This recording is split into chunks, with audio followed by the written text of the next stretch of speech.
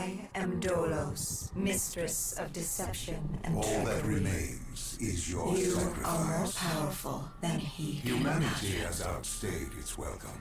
The dead shall inherit the earth. Listen to the sound of my voice. Can you hear me? Who's there? I can't see you. My name is Dr. Salim. We've met before. Dr. Salim. Where am I? You have fallen between the world of the living and the dead. The void. I'm dead? No, I can't be dead. Deimos, I have to stop him. And you still can. I'll explain as we go. For now, you must trust me. Think back to Coalescence. The start of your journey. The beginning. The beginning.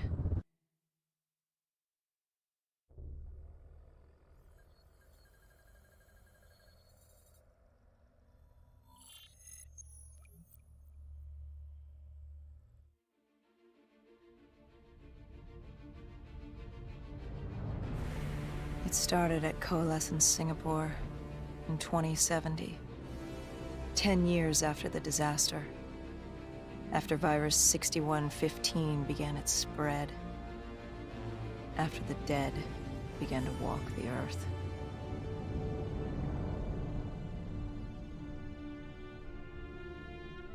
We'd lost comms with John Taylor's squad, another undead extermination team. Dead killers, we were called. With our cybernetic augmentations, we were impossible to infect. We were trained to terminate the undead.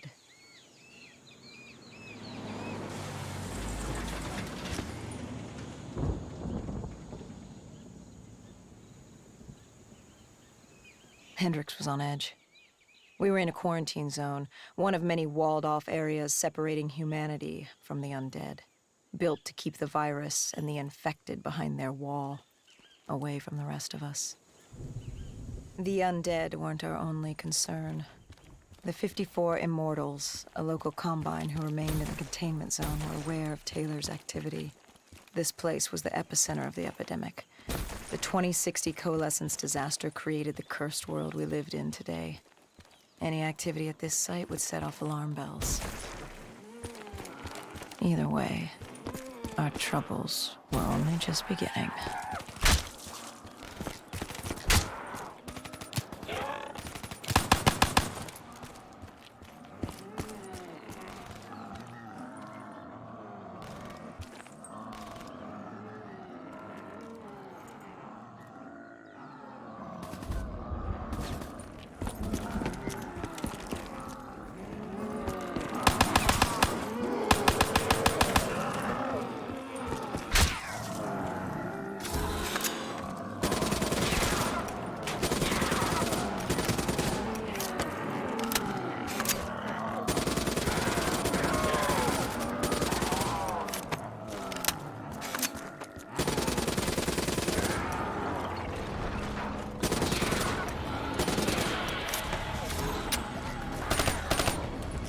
We should have known that the ASP wasn't brain dead. If we were gonna bring it down, we'd need to disable his shield and find a rocket launcher. Hendricks had a bad feeling about this. He wasn't the only one. I knew we shouldn't be there.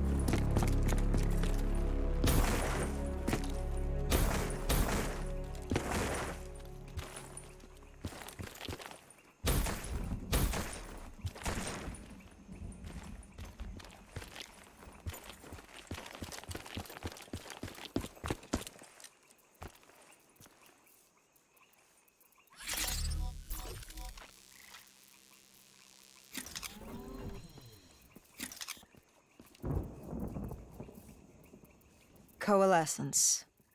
Enhance yourself for a better tomorrow. They'd been the forefront of technology, always wanting to improve the individual, the future of you. What happened? What went wrong?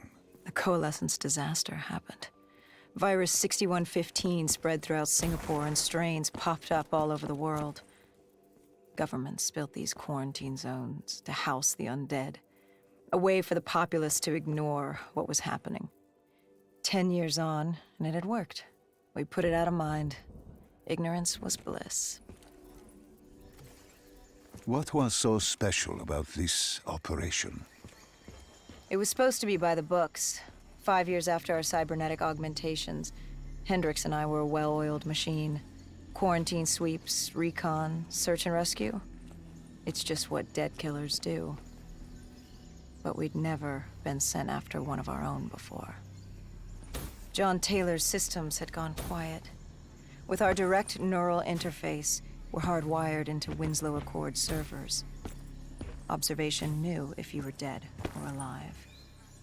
For Taylor to be neither, that was unusual.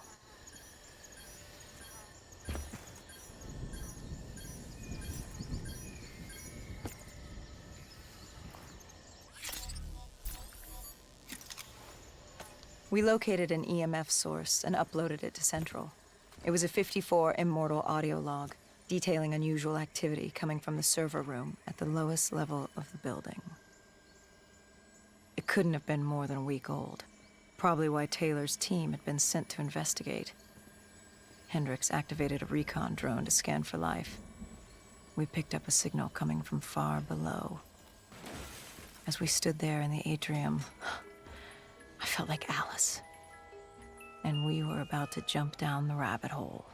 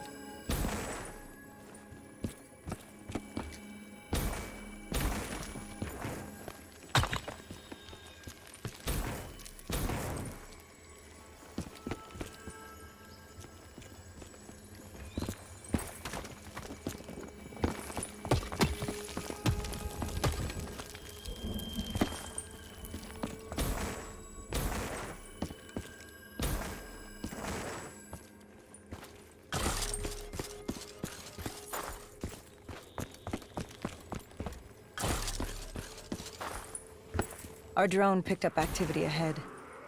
We should have known we weren't alone down here.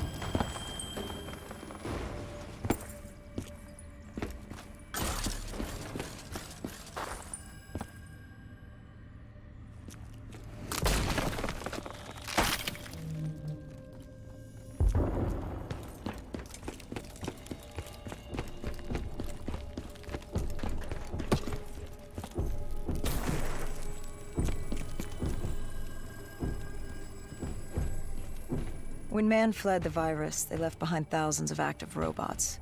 Machinery abandoned with one directive: kill the dead.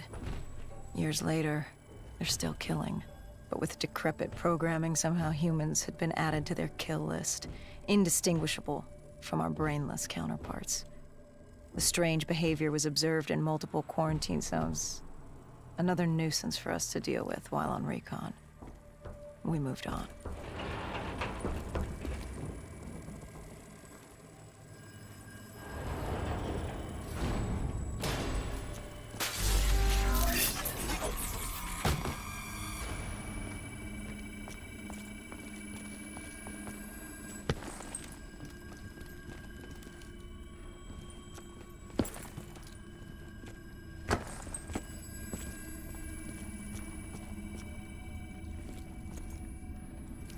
We reached the silo's floor, but the signal came from lower still, below coalescence.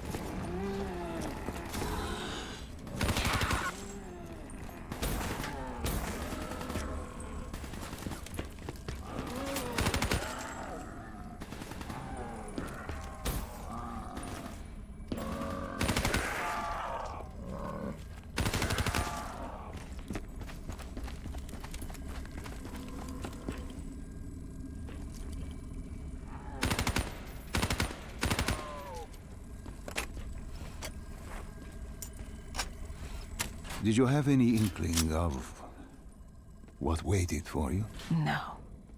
In hindsight, we should have put it together. But the fact of the matter, that day was supposed to be like any other.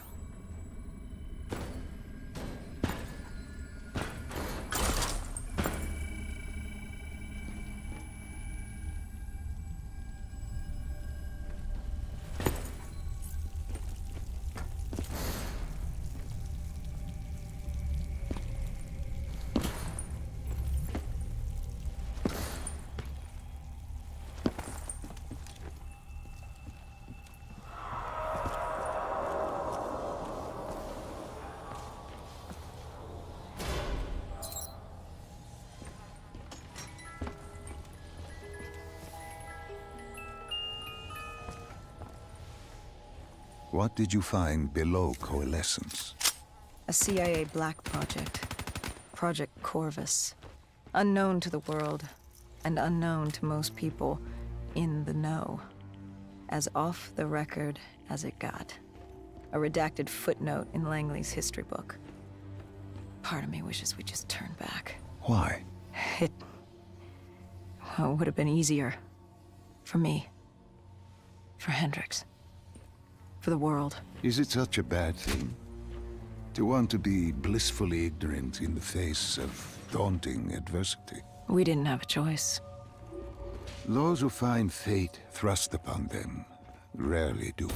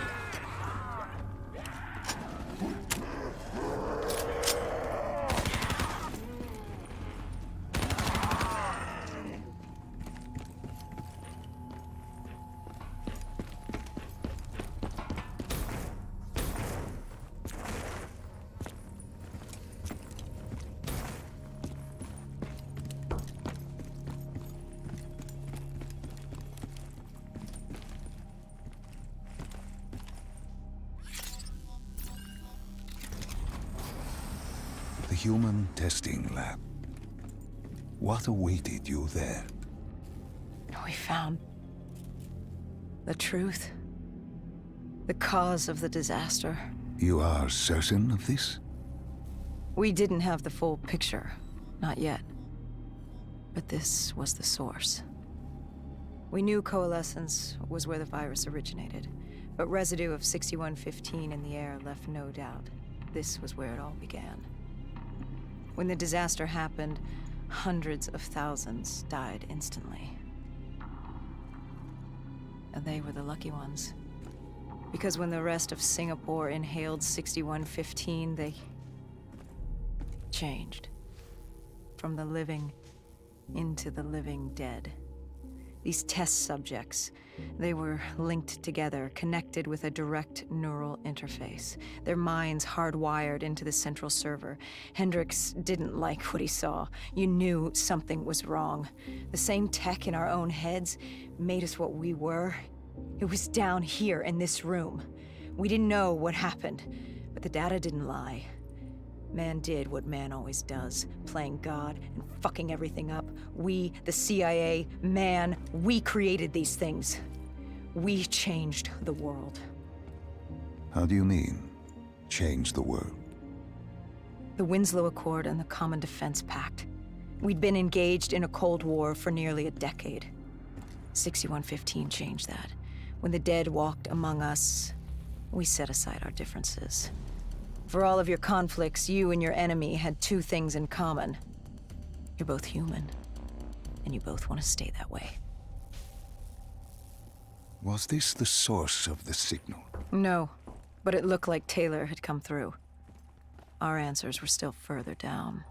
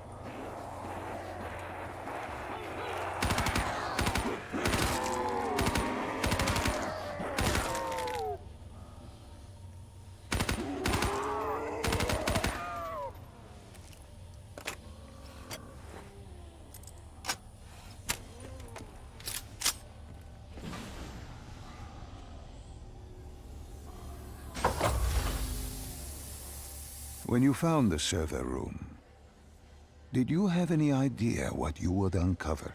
We couldn't have known. What we found was... We found Sebastian Diaz.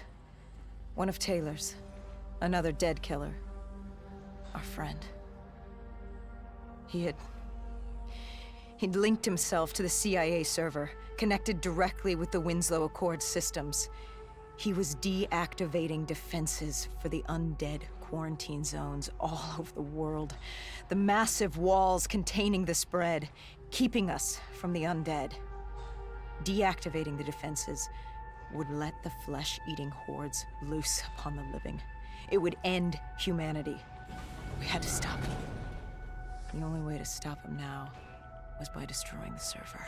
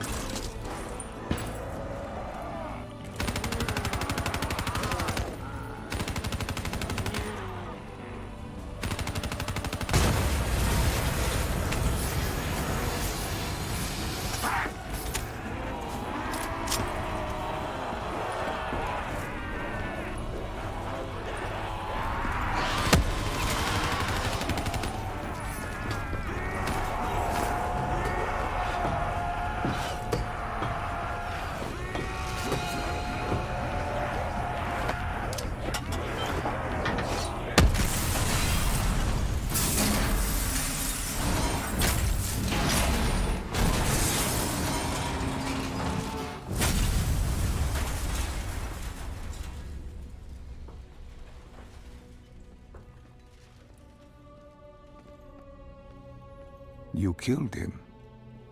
Your friend. He left us no choice.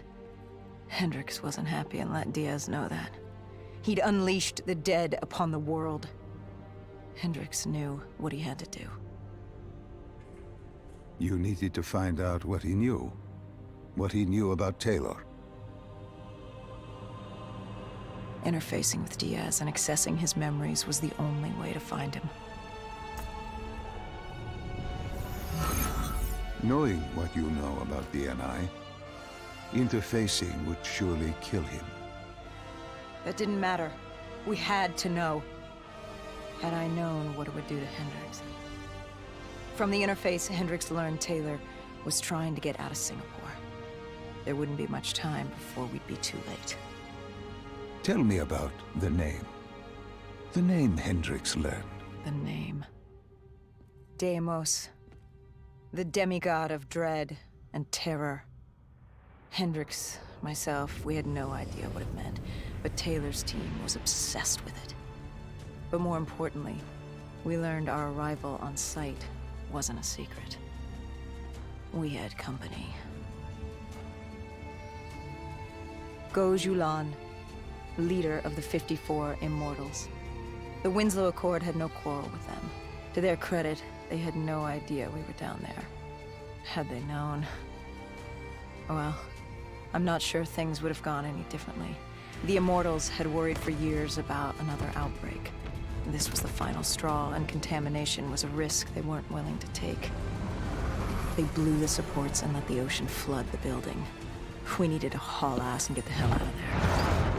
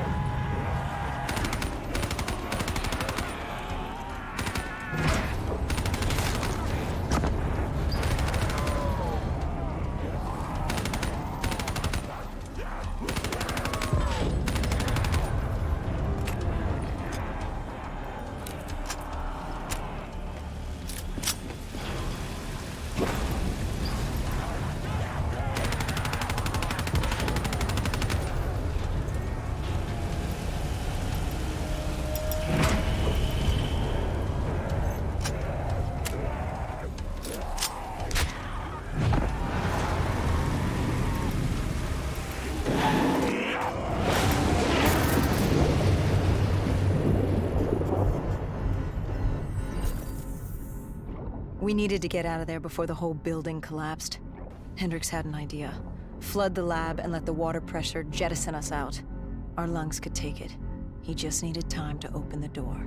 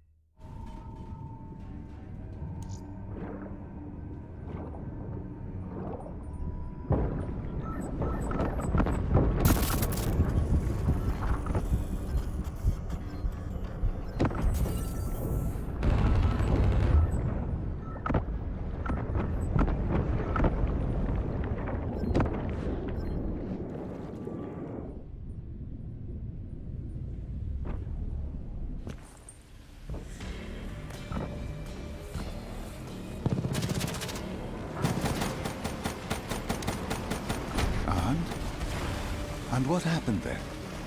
We got through it. We survived. Taylor's team was making their way out of Singapore. But we weren't giving up that easy. We still had a chance to catch up before the quarantine zone collapsed entirely. We couldn't make sense of what they'd done. Their motivations, their actions. There was no way to explain it. At least not yet. To figure that out, we needed them. And we also needed to get the hell out of Singapore. That was the day everything changed. That was the beginning.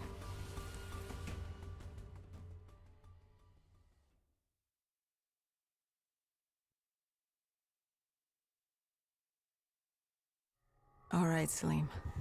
I told you how this began. Now tell me why. How do I stop Deimos if I'm dead? Your body is dead, but your mind remains alive. I'm connected through your direct neural interface in your subconscious. To save humanity, you must open the portal. With your body gone, the only way to do this is to train your mind. Train my mind? Relive the events preceding your last. Only then can you alter them, change them. This... Now this is insane. Let me show you. Think back to when you first met Taylor.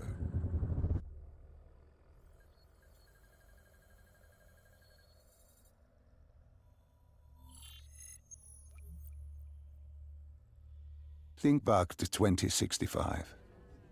You're on a train in Switzerland. I'm heading toward downtown Zurich. On Taylor? That's him. Commander John Taylor. The first dead killer. The definition of determination. I was a rookie then. Fresh blood. There weren't many of us. There were more rumors about our division than actual recruits. They said we were engineered to be immune to 6115. That we couldn't get infected. This was your first mission? Yes. 5 years after the outbreak, most cities had at least one containment zone. But Zurich managed to stay outbreak-free. Now someone wanted to change that. Wait, this feels wrong. This can't be right. This can't be real. How are you doing this? I am not doing anything.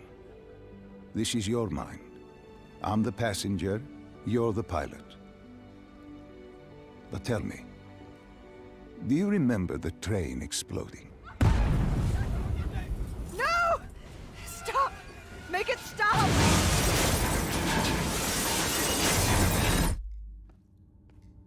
Dr. Salim, What's happening? What's going on? You must be calm. This is your memory, and you dictate the truth. But your mind can play tricks on you. It can deceive you, and it can lie. This never happened, but it nearly did. You and Taylor stopped it. How can I see something that never happened? What the hell am I seeing? And why does it feel so damn real?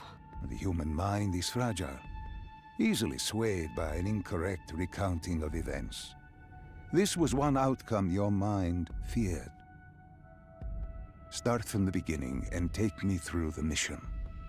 Once we organize everything correctly, we'll be able to find the truth.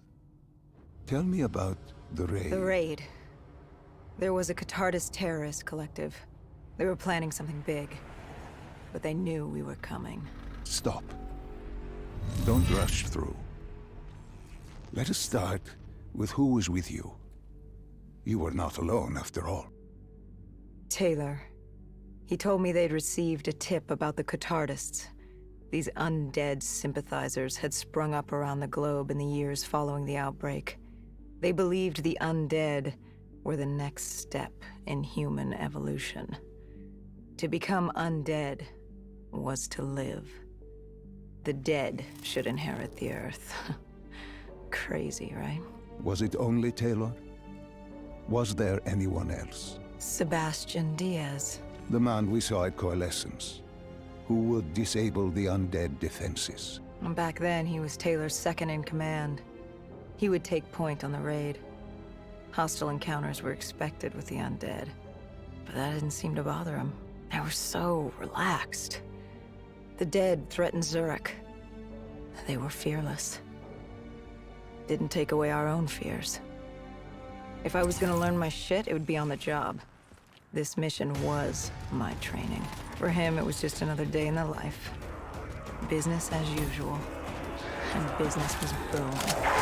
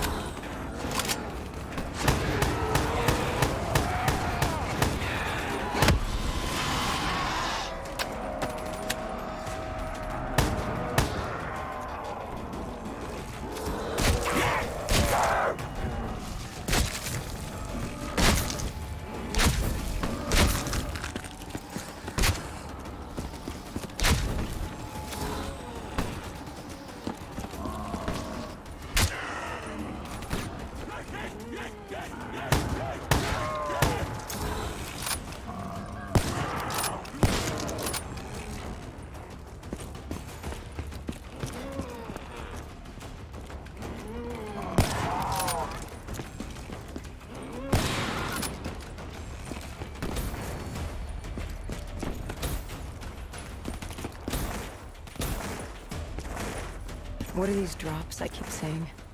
I saw them in Coalescence too. It is your mind trying to help you through your memories. Weapons, abilities, powers. Use them or don't, but they may offer you a temporary advantage. Where did Diaz take you next? We still have to get to the factory entrance.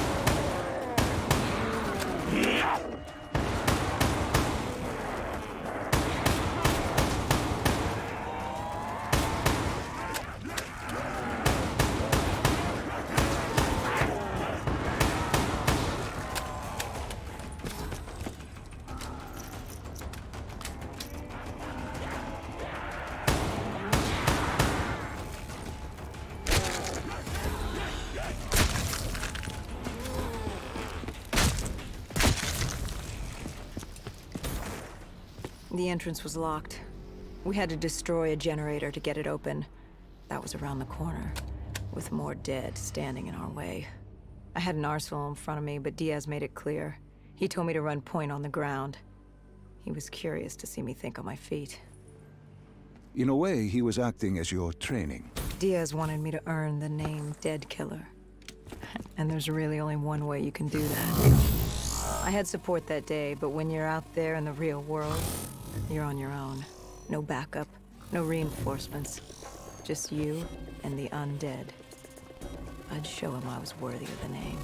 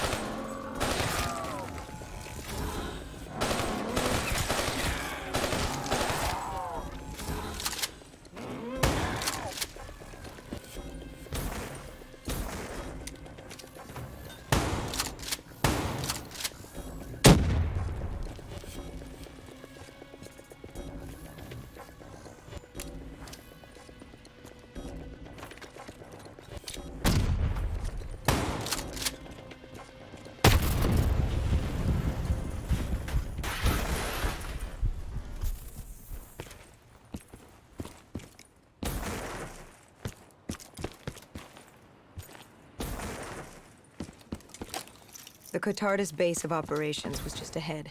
Once we were inside, we'd be able to figure out what they were planning.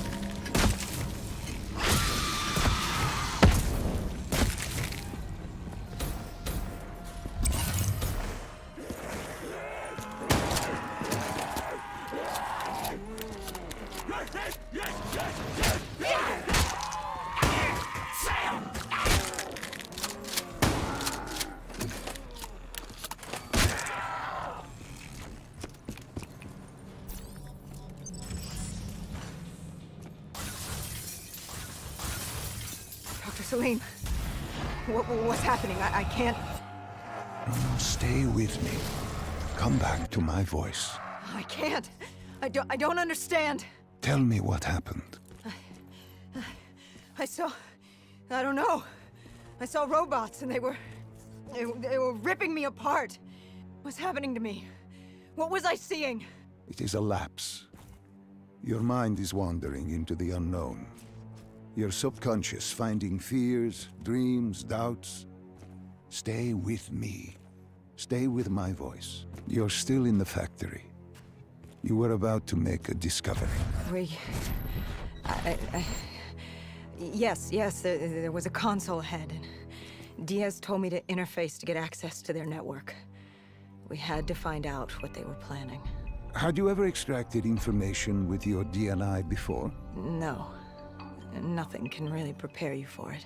The flood of data, endless streams of infinite information, it's instantaneous, and it's an eternity. What did it show you? The Cotardis had a contact. An inside man at Coalescence World Headquarters in Zurich. We had his address, ID number, security details, the last of which was most telling. He had extensive security clearance at Coalescence. Specifically, he had access to 6115, the virus. Then let us do just that. Let us find him. Take me to his apartment.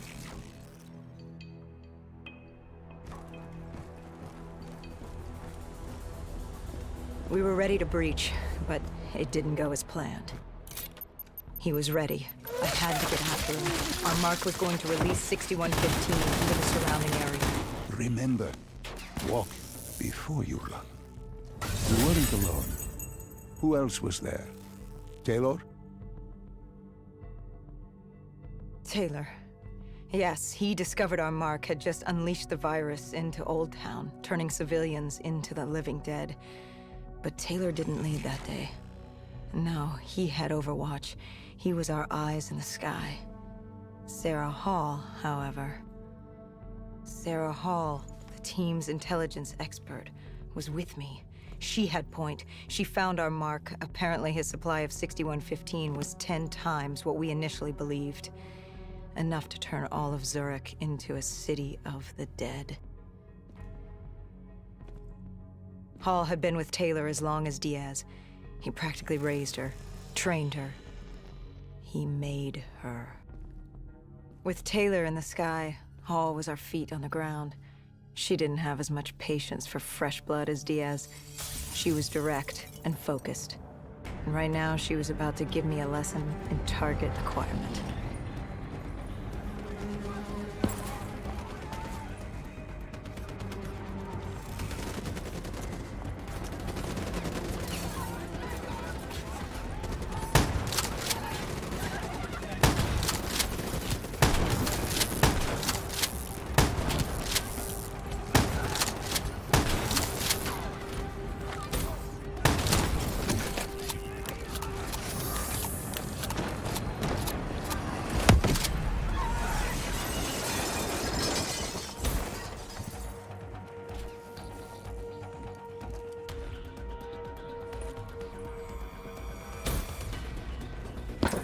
This guy didn't mess around. He had DNI just like us. He was hijacking any robotics he could, sending them after us.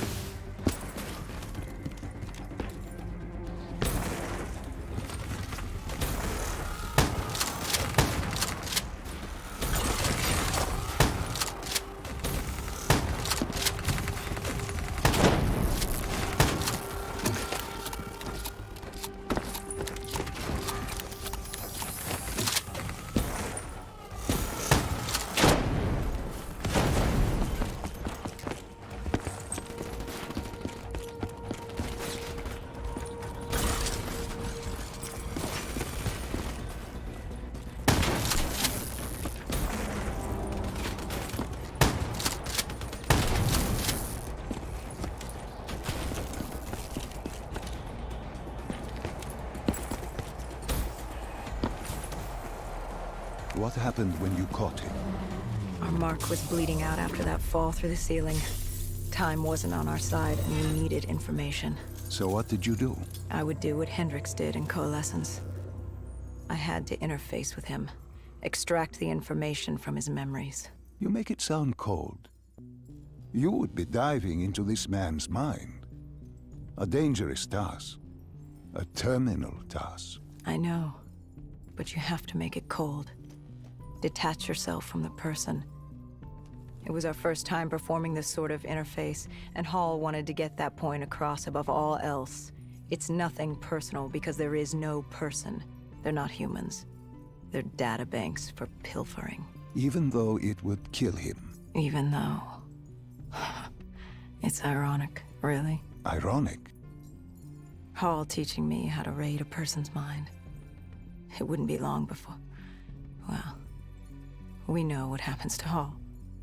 What I do to Hall. But we do what we have to do. This was the world we made. If we don't do it, if we can't sacrifice the individual, how do we protect everyone else? That is a heavy burden to press upon the individual. If not us, then who? This was what it was about. Being part of an undead extermination team. Being a dead killer. It's about making that sacrifice. Making the ultimate sacrifice. What did you find? What secrets did your databank have to share? The Cotardis group had set up shop deep in the subways. Whatever they were planning, the answers were there. Information that would stop the bomb. Save millions of lives. The greater good. Yeah. The greater good. Taylor joined us. If we were going to move on the subway, we had to act fast. The attack, whatever it was imminent. And your mark? What happened to him after your interface? He was gone. Dead.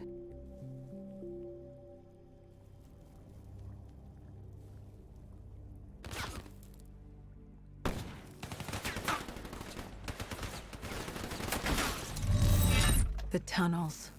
We tracked down the Cotardis operations, and they were putting up a good fight. Who joined you in the tunnels? Taylor oversaw the operation, but the lead on this was Peter Moretti, the last of Taylor's team, an explosives expert. He was the guy you wanted when you needed to blow shit up. He was damn good at blowing shit up. which made him perfect for the fight ahead. Fearing discovery, the Cotardis Collective had an armada of undead and patrolling robotics guarding the facility. I won't lie, it's strange seeing Moretti like this, knowing what happens next. He was crucial to finding Taylor, to finding Deimos. You mean the refineries in Cairo? He had a pivotal part to play. He just didn't know it yet. What he knew then was the way to the hideout. He took point.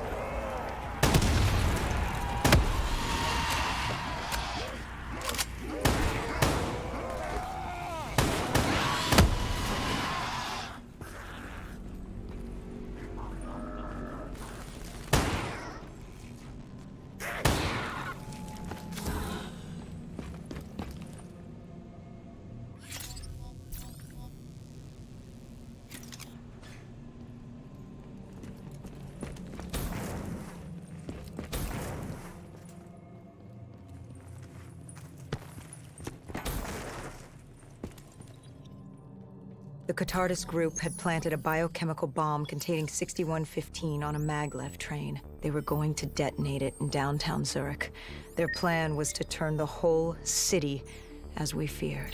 Taylor said there wasn't much time, but I'd done good. For all the on-the-job training I'd been through, I'd done all right for myself. All that was left was to find the train.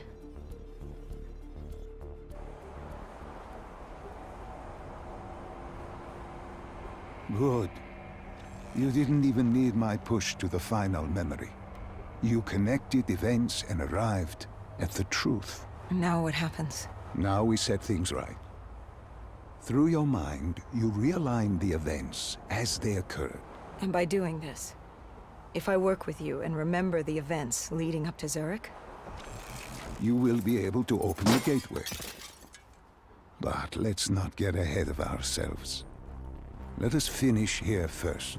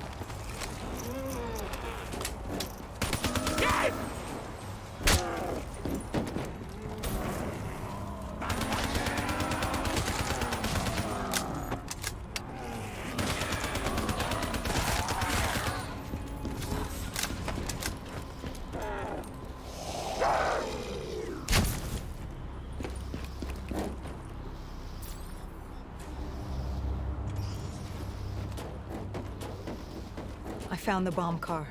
The whole thing was wired up, primed to blow. There wasn't time. I couldn't disarm it. So what did you do? Remember how we can't get infected? Some of the rumors about us were true. That's why I was there. Why we make the sacrifice. I used my cybernetic abilities to reverse the polarity of the train car and detach it. The car unleashed the gas. It's safely outside the city. And you lived? I didn't know I'd make it at the time, but I turned out all right. It wasn't the last time I cheated death.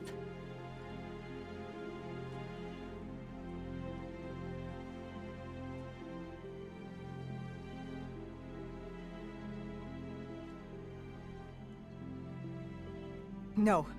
No. I remember this place. What are they doing to me? Dr. Salim, what am I seeing? Taylor? Why can't I move? You must let this go. Stay with me. Relax. Come back to me. Come back to the void.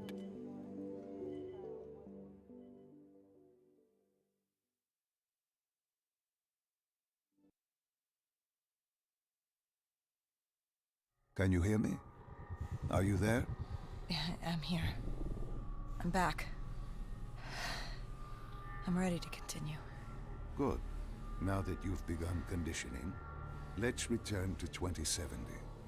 After Coalescence collapsed. You were trapped in Singapore. With quarantine zones unlocked all over the world, we couldn't raise WA command. If we were going to escape, we had to improvise. We turned to the 54 Immortals.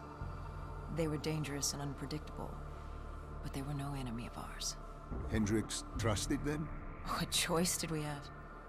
If we wanted out of Singapore, we had to go through the biodomes. We had to go through the Immortals.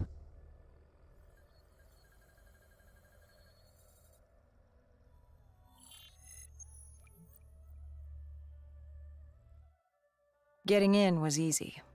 Getting out would be another matter entirely. At the time, the biodomes were the safest place to be. With the outbreak of 2060, the Immortals seized the marina and dug in. The biodomes were impenetrable. Dead-proof. Hendricks had a contact, Danny Lee. He was slimy as they come, but he could get us transport. Not only that, Taylor had beaten us out of the biodomes, and Danny claimed to know where he was heading. They had this information. Danny was convinced Gojulan had info on her central server. They were doing us a solid, really. But that didn't come cheap. They wanted food, water, weapons, reinforcements from the Winslow Accord. We agreed to their terms, with no idea if we could honor it. The Immortals were a people of their word, and quite efficient in punishing those who did not act the same. Danny was in a bad mood. The Immortals weren't exactly happy to see us. They knew our part in what had happened in Coalescence. Danny went so far as to accuse us of opening the containment zones ourselves. Hendricks persuaded him otherwise. But that didn't change how I felt. We were there. We had our chance to stop Diaz in the server room. You cannot blame yourself for what is out of your control. There were powers in play far greater than your own. Powers with far more control. You were a pawn in his game. You mean Deimos? Well, as it turns out, we weren't his only pawns in the room. How do you mean? You can get us a ride out? Sure, I'll give you that. But claiming to know where Taylor was? Know that saying, too good to be true? Something was wrong. There was something malevolent, malicious. I called Danny out. I wasn't too happy with that. But then again, we assumed he was just scared. The outbreak now occurring worldwide was unprecedented. We were all scared. Up till now, we'd become complacent. We got comfortable. The dead had stayed in their cage, and we kept pretending nothing had happened. Taylor and Diaz changed that. Pandemonium, riots, civil war, countries were already tearing themselves apart, in many cases before the dead even reached them. But Danny wasn't scared. He was stalling. And it only took us another moment to find out why. The Ghost siblings. Danny set you up. No, no, no. This was different. It was their eyes. Hollow. Empty. Void of life. Like they could see right through me. They all had it. Just like Diaz. It was only later we found out all higher-ups in the Immortals were outfitted with D&I. Like us. If only we'd known the part our own technology would play.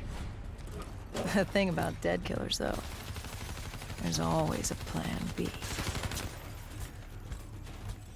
We had a robot squad in place, ready if the situation took a turn.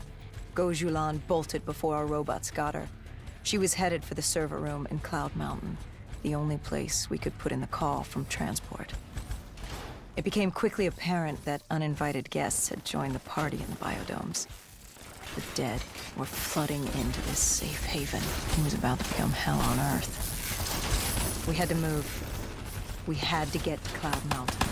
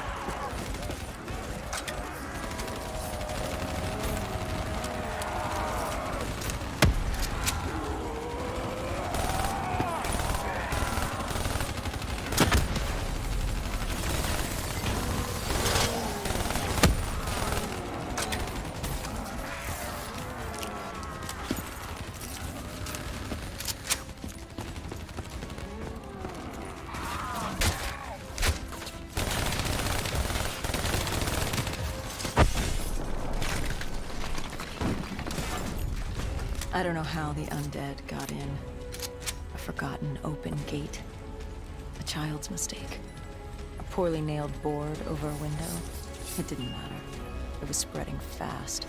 We were already outnumbered 20 to 1. The remaining humans scrambling away or locked in their homes.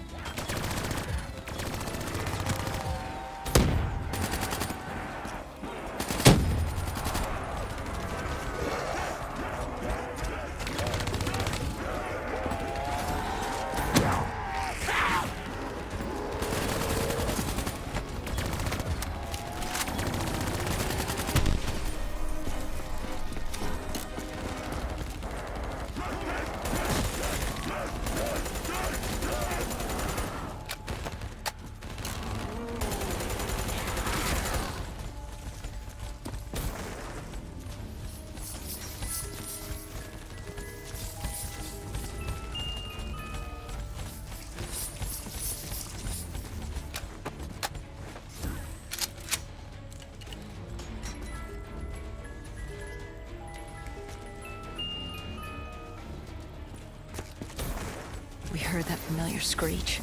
Parasites, mutated creatures born out of 6115, were flying towards us.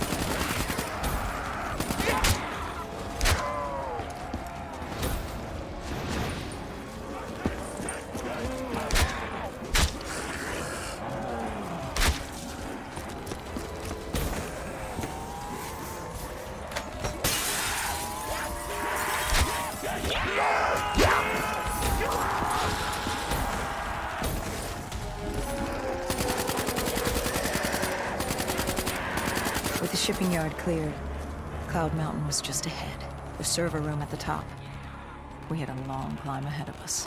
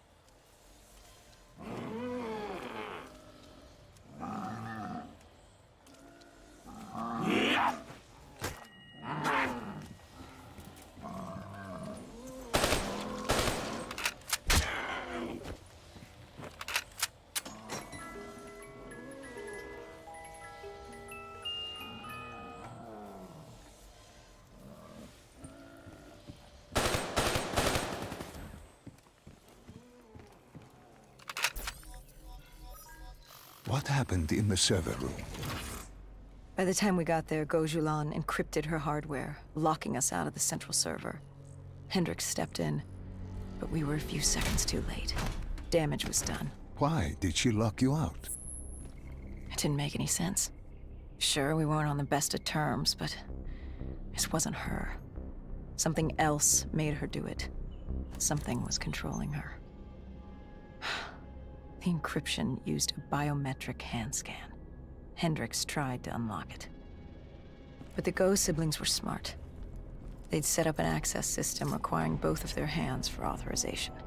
And her brother was shredded with bullets back in the bar. We could hear the horde coming, and we only had one sibling. But she did have two hands. You chose to cut off her hand. Why? I hoped the biometrics were interchangeable, allowing the siblings to use either reader. If we were calling transport and getting out alive, it had to work. Lucky for us, it did. Hendricks interfaced with the system. He was able to raise WA command. We needed a ride out ASAP. They had a VTOL a few minutes out. Rendezvous was set for the top of the dome. But Hendricks wanted to know what Gojulan had on Taylor. Anything, even the smallest detail, would be helpful in picking up his trail. That would take some time. And time was something we didn't have. Hendricks searched the archives. I dealt with the incoming horde.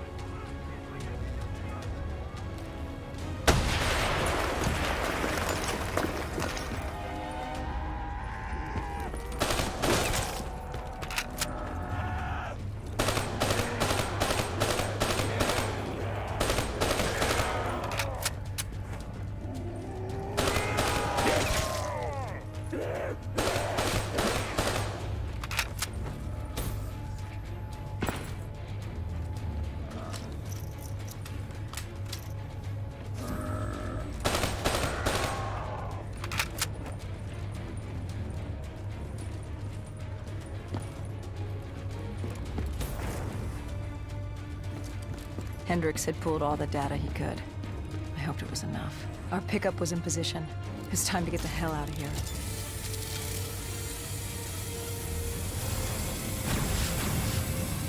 Our bird wasn't alone in the sky. Our VTOL had caught the attention of an old automated wraith. We needed to find another way.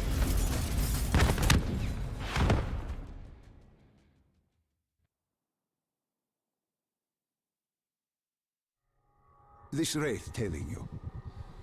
It was like the malfunctioning robots you found in different quarantine zones.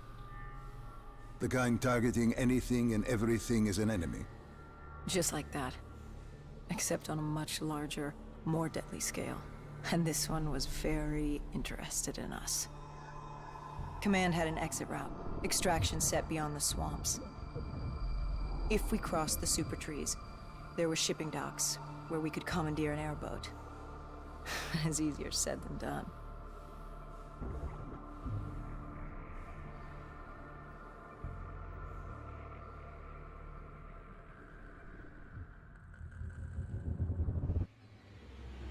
Between the flesh eaters and that wraith eyeing us, the super trees would be no walk in the park. We had to haul ass and stay out of sight.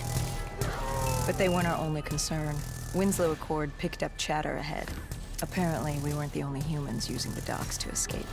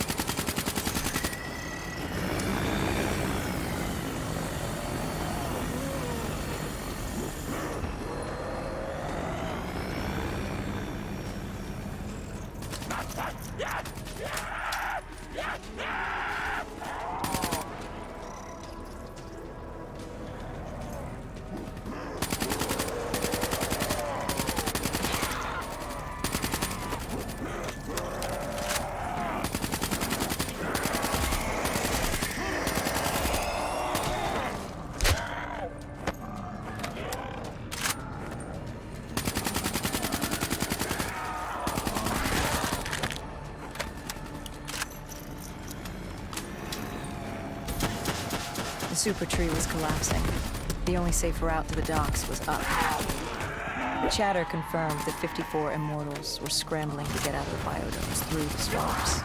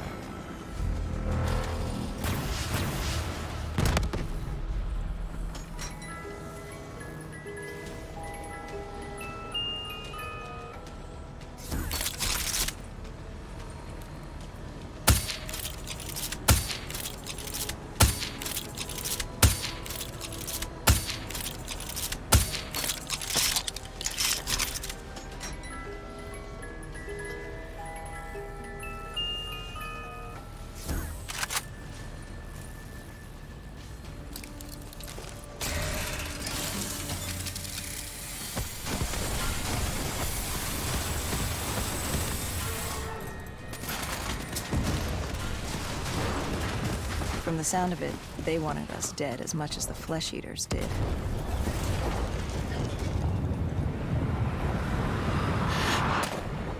Looked like we were jumping from one bad situation into another.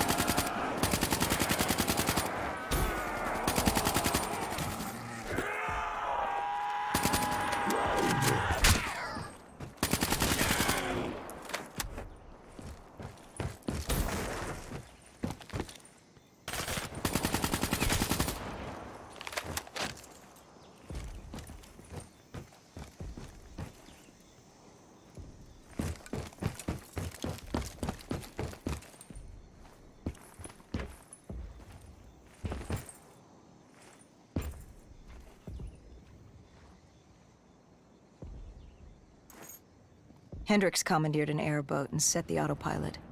We had undead on our ass, and more 54I ahead. And that rogue wraith wasn't done with us yet.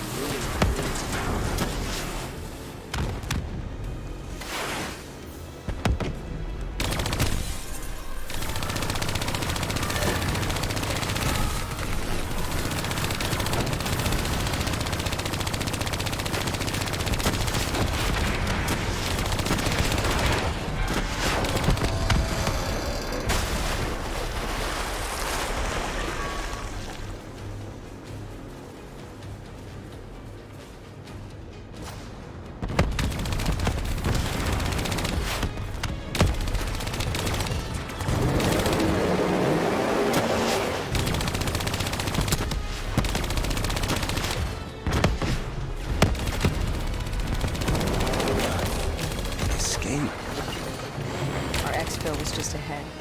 We were getting out of sync. What about Taylor? What did Hendricks learn from the server? Nothing. It had been wiped. Taylor was in the wind. And the virus, 6115, wouldn't stop this time. The Winslow Accord and CDP had been thrown into chaos. We'd lost Hong Kong, Berlin, and Cairo. And it was just getting started. What would come next? How the world would change? There was no way to be ready for that.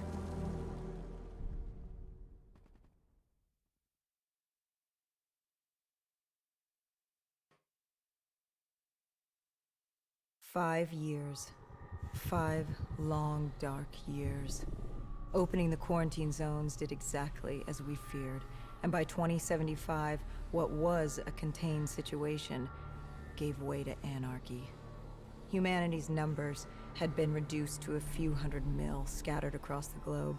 The undead had risen to 7 billion. Taylor was in the wind, a faded reminder of our inability to stop Armageddon. There was still a Winslow Accord kill-on-sight ordinance in place, but he was a distant memory, until the aquifers. We were on a routine bombing run outside Cairo. Our orders were to bomb the dead into the next life.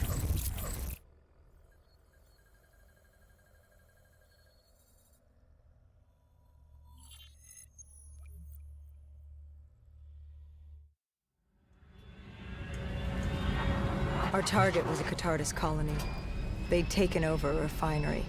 It was a well-armed facility protecting them and the dead they worshipped. Top priority was to cut off their comms and leave them in the dark. But first, we had to clear out their defenses.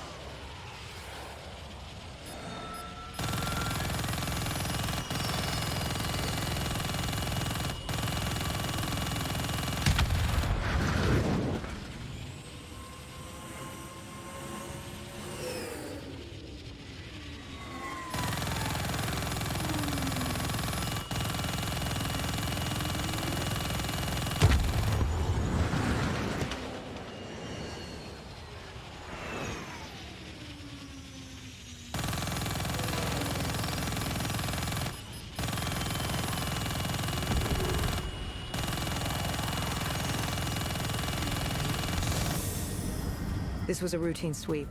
Every time another sympathizer colony sprouted up, we'd squash it back down. As far as we were concerned, we were doing the world a favor.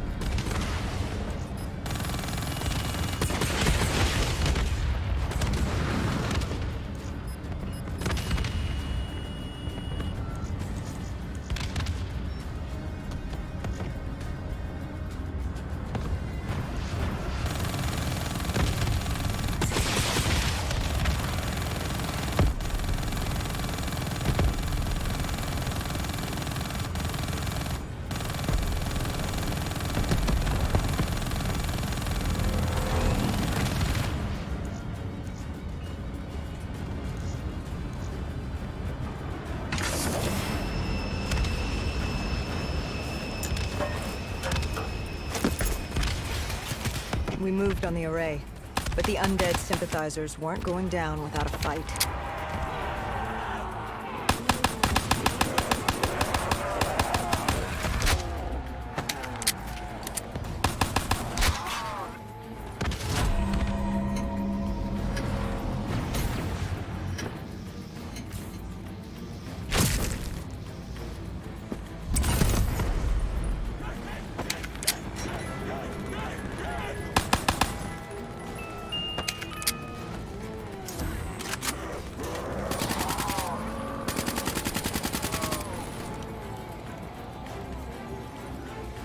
Our support detail needed a few moments to disable the array.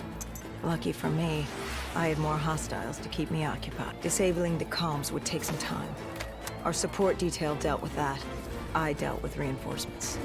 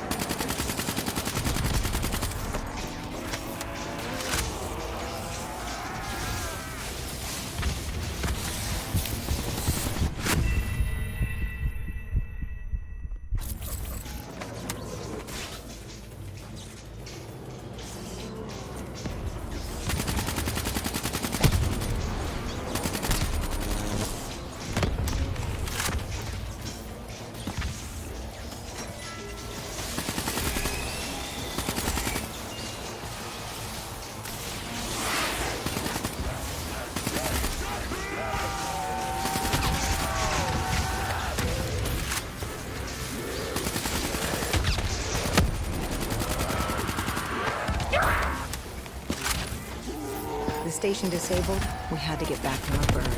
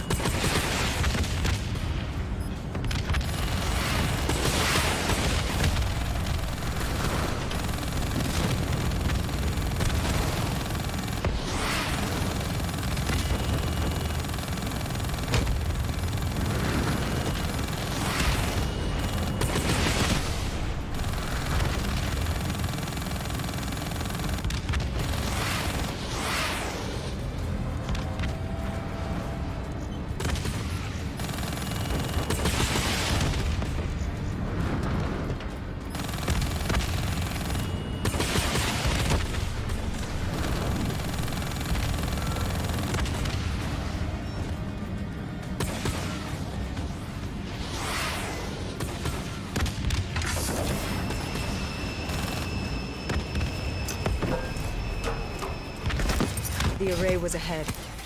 Bring it down, we'd be one step closer to eradicating this colony.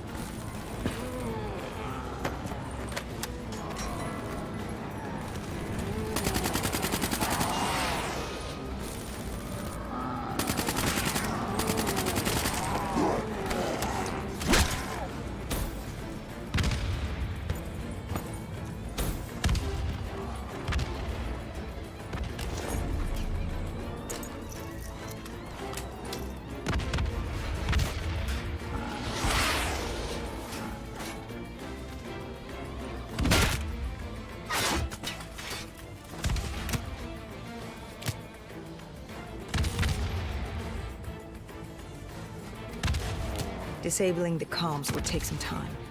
Our support detail dealt with that. I dealt with reinforcements.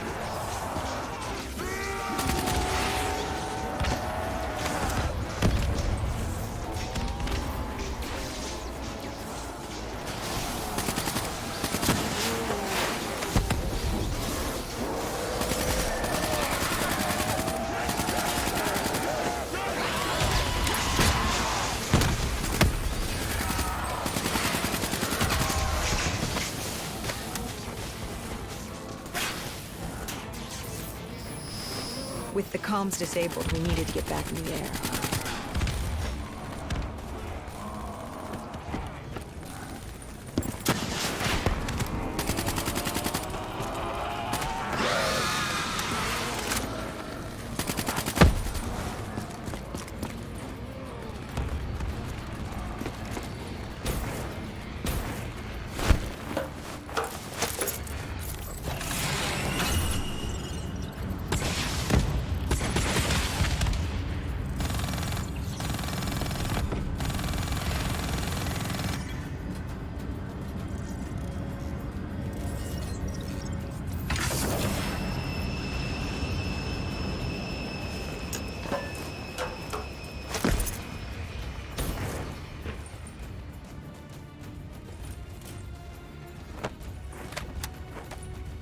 With their comms jammed, the next step was to breach the control room to take back the facility.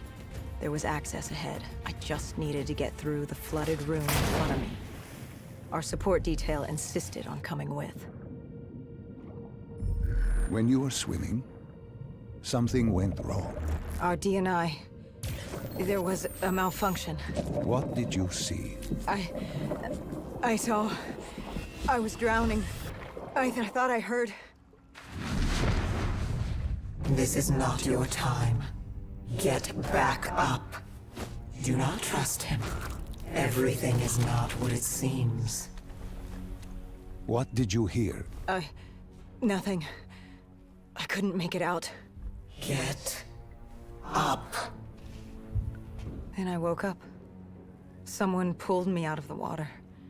Someone saved me. Saved you? A guardian angel. Someone watching over me. My support detail. She got through somehow, and pulled me out. She brought me back from the brink. She said it wasn't my time. My work wasn't done. I had to stop Taylor.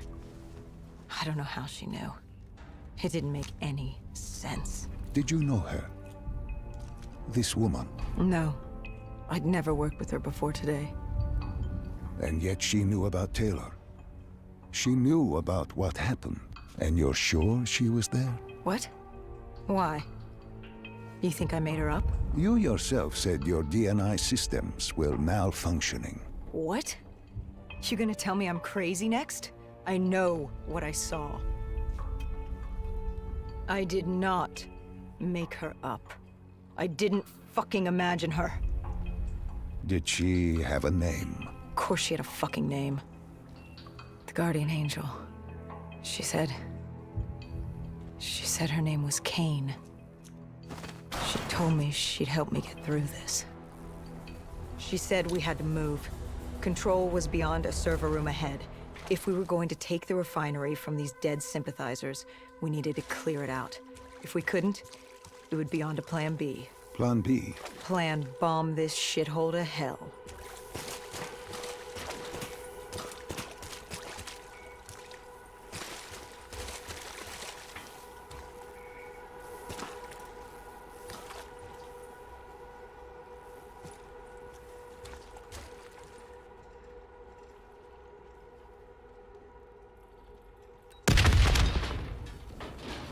We prepped to breach, but it turns out our enemies planned ahead.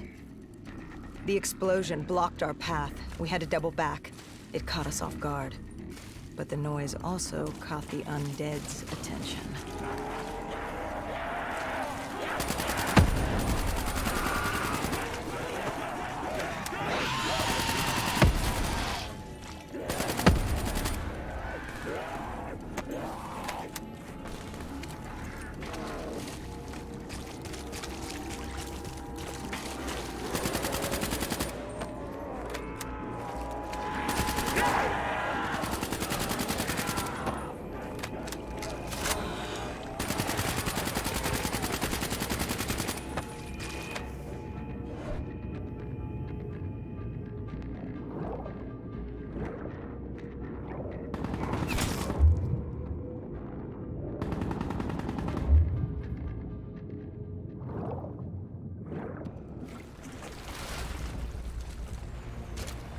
We regrouped with our allies.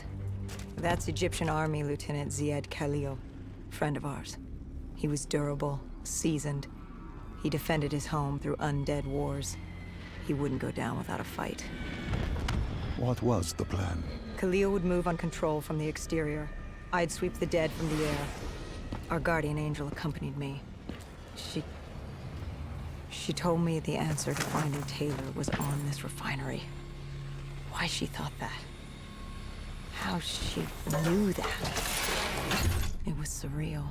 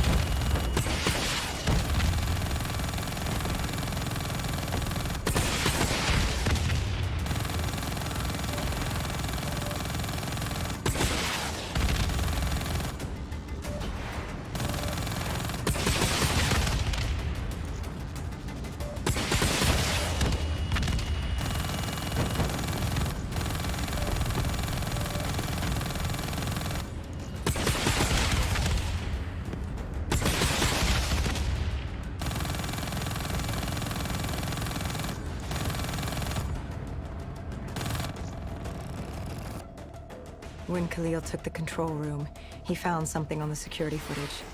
Something we needed to see. Taylor. Like seeing a ghost. We just stumbled upon him. This wasn't just a Cotardis colony. This was Taylor's hideout. They were already evacuating Taylor. We locked down the facility, separating Taylor and his associate, Moretti. Who did you go after? It was too late for Taylor. The Cotardis put him on a VTOL. We'd go after Moretti. Command informed us the kill order was still active. Hendricks didn't like that, but it wasn't his call. How did you feel about it? 5 years. 5 years after our fuck-up, and we could fix it. I'd gladly take a shot.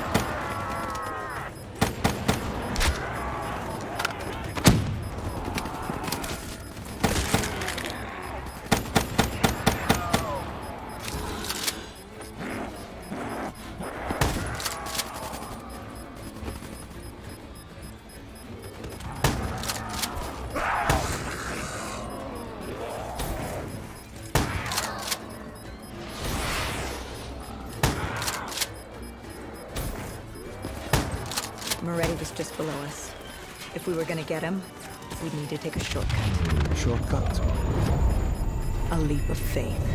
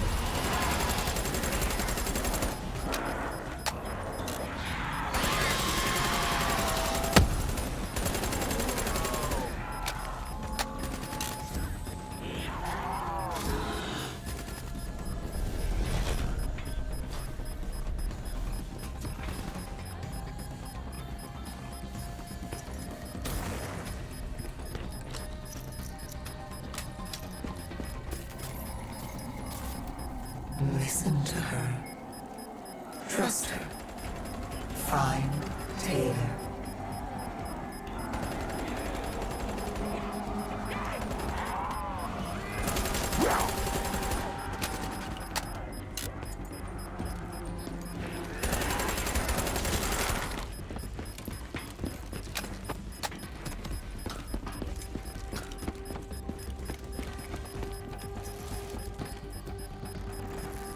How was Hendricks coping with the change of plans? He was upset. And why wouldn't he be? Command wanted our friends dead. He wanted to bring Moretti in alive. But that wasn't all, was it? No, Hendricks had been different since Singapore. In what way? Every way. Aggressive, angry. He was losing perspective. And Something was just off. I should have known what happened. How could you have known? Even if you had, what could you have done? You seem so certain of his intentions. We all battle inner demons and our choices. Hendricks, Taylor. That whole team rose the ranks together, fought alongside each other. Friend. Little did we know one of his friends was watching us. Moretti had locked himself in the security room. Only way in was to cut the power. To do that, we had to overload the generators.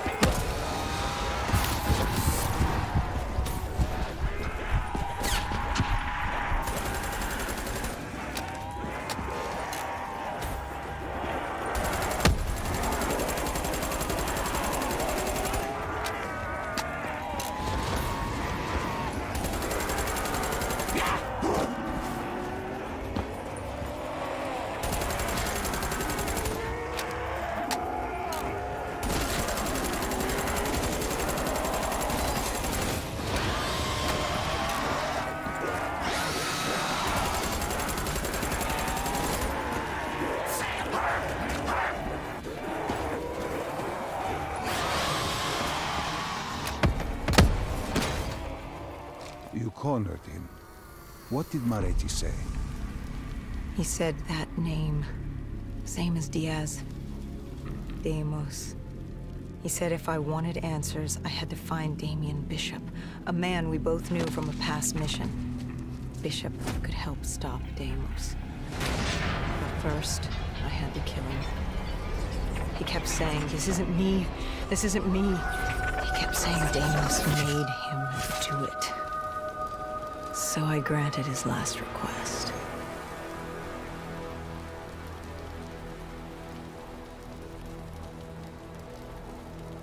I killed him as he asked. I did our job. It didn't sit with Hendricks. Can you blame him for his outburst? Hendricks was pissed because Moretti was our link to finding Taylor. A link I just severed and split open on a spike. And the guilt I carried all those years that I channeled inward, Hendricks channeled outward. At me. This was our chance to fix our mistake, and I fucked that up. Hendricks said I may as well have damned the world myself. I'd had enough. I knocked some sense into him. Sometimes it was the only way to get through. I told him what Moretti had told me about Bishop, Deimos, whoever the hell he was. The mention of Bishop got Hendricks' attention. Last we saw him was back in '65, 10 years ago in Ethiopia. How Bishop knew Deimos, we hadn't a clue. But we'd figure this shit out, and we'd do it together. But right then, we had bigger problems. The Egyptian army couldn't hold the refinery. Plan bomb this shithole to hell was a go. We had to get out of there. Now!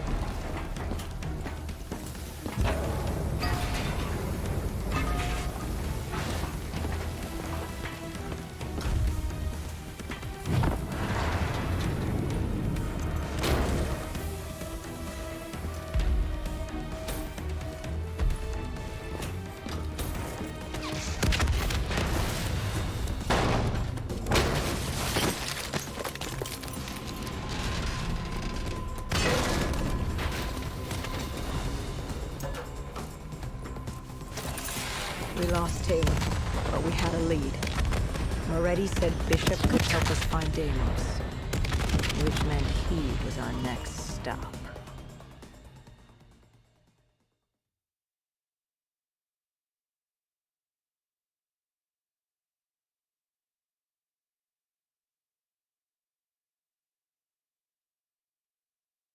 This bishop that Moretti mentioned, Damien Bishop, the man who found the cure. A vaccination to make 6115 victims human again. a cure. Did it work? It should have. Something was blocking it. Bishop had this theory.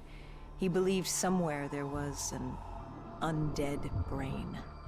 A single creature controlling them as a collective hive. He believed that it somehow blocked the cure. We met him in 2065 when he made the breakthrough. News traveled fast. He and a few others were kidnapped in Ethiopia. It was a joint op with Taylor's team. We were to extract Bishop from a base overrun by the dead.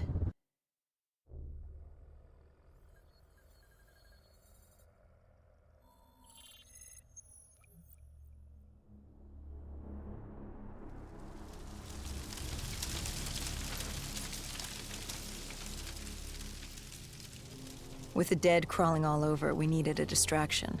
Something to keep the flesh eaters occupied so we could grab Bishop.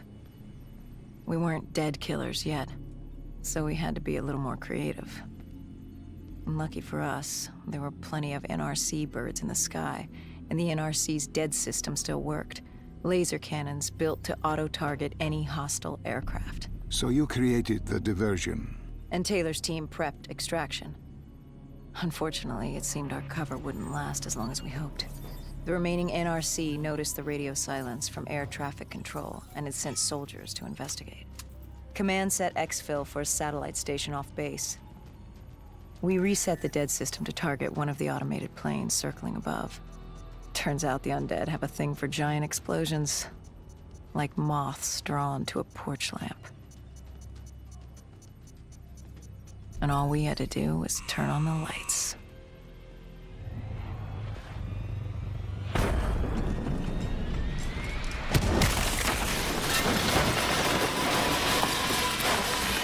Unfortunately, we couldn't exactly control the landing. Hendricks alerted Taylor the bird was down and the diversion in play.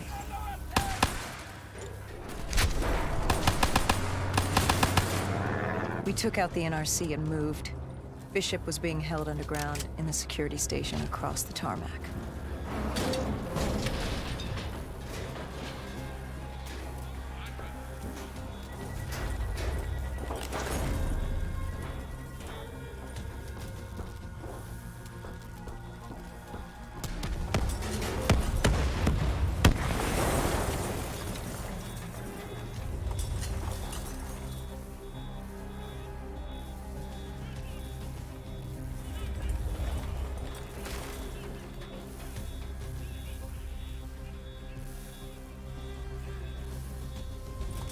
Hendricks ordered weapons down. The base was crawling with NRC soldiers and undead. No need to draw any more attention to ourselves. We crossed the tarmac. The tunnel ahead led to the security station.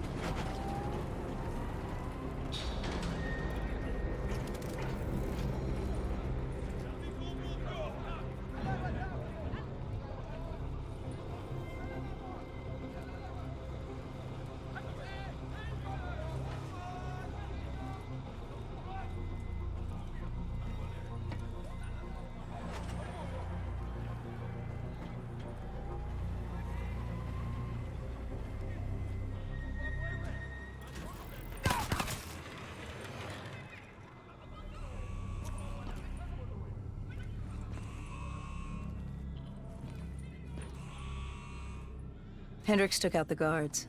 I hacked into the system to find Bishop. Why were the NRC still at the base? It was being overrun. They needed the cure. They kidnapped Bishop's whole team and would do whatever it took to get their hands on it. They'd torture these researchers till the dead broke down the door and ripped them all to shreds if it meant they could save their people. It wasn't personal. It was self-preservation. With the secret out about Bishop's discovery, he'd become the most wanted man in the world. The NRC were just the first to grab him. It was every country for itself. Why do you think we were there? The Winslow Accord wanted the same thing the NRC did. You can't rationalize anything when you're put up against the wall. Nothing about this was rational. It was instinctual, animalistic, survival.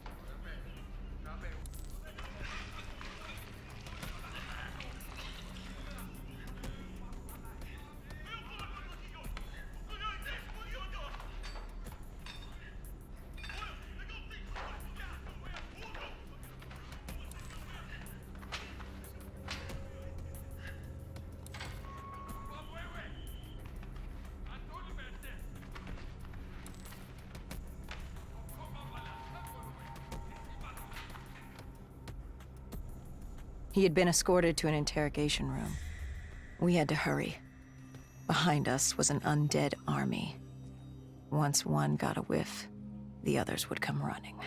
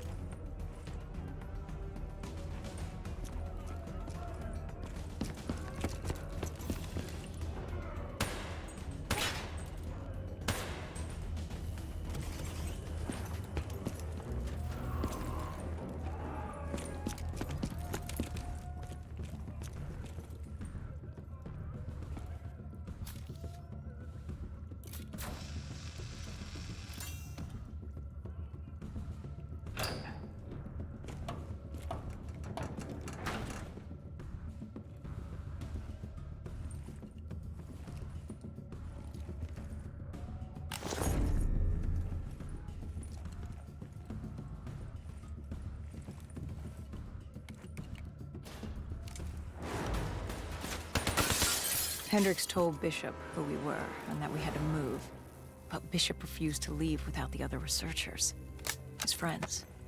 Our instructions were specific. Bishop was our priority. We didn't like it, but Bishop refused to leave without them. It sounds like you were taking an awful risk. He said for the cure to work, he needed them. They weren't expendable. Technically, we were. In a way, you and the NRC were not so different in what you wanted and how far you were willing to go. Our method was different. Our reasoning was not. No one wants to sacrifice themselves to save the world. But you like to think if the moment came, you'd have it in you. Who was inside the cell? Lieutenant Ziyed Khalil, member of the Egyptian army. Back in '65, he was a guard assigned to Bishop's research station. This was how we met. Hendricks cut him down and notified Taylor we were freeing the other hostages. Taylor said we didn't have the time. The base was swarming with additional NRC forces. They weren't letting their prize go that easily. There was a tunnel full of hostile soldiers between us and our exit. A cargo elevator ahead was the only way to the surface. No telling how close the dead were behind us.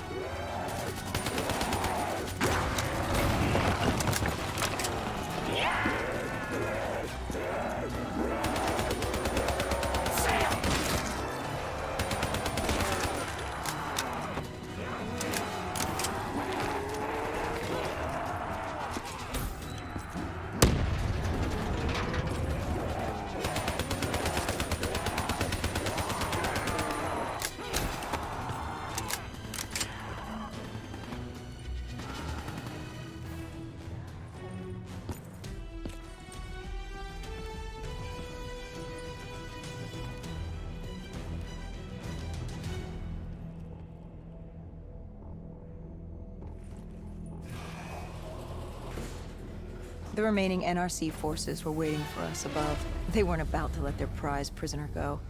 If it meant getting the cure and saving their families, they were willing to die for it. And they weren't the only ones. We'd never seen dead killers in action before. To us, it was a spectacle.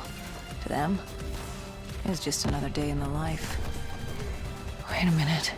Do not be deceived by his lies. Remember your past. Remember when you first met John Taylor. Remember the truth. Wait, this is wrong. This can't be real. I told you I met Taylor in Zurich during the 2065 Catardist Uprising, after I became a dead killer. But here I am with Taylor, and my limbs haven't been replaced yet. I'm still human. Why did you tell me that the first time I met Taylor was Zurich? Focus. You need to complete this memory. What was Taylor's plan? We were still on for exfil, but first we had to blow the bridge. We followed Diaz. Both undead and NRC forces were converging on our position.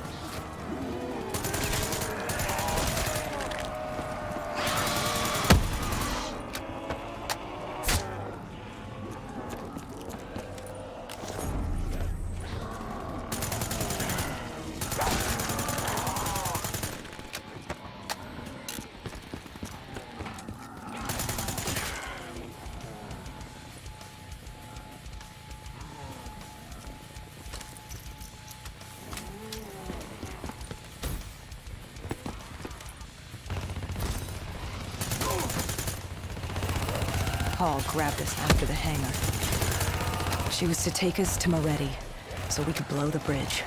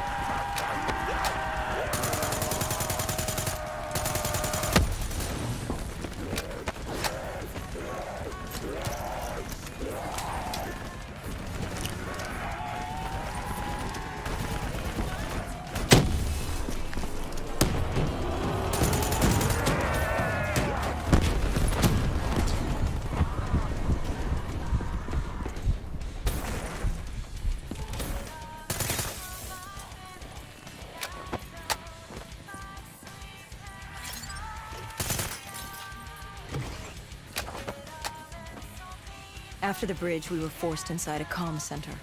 Moretti took point. The rendezvous with Taylor was an APC garage just ahead.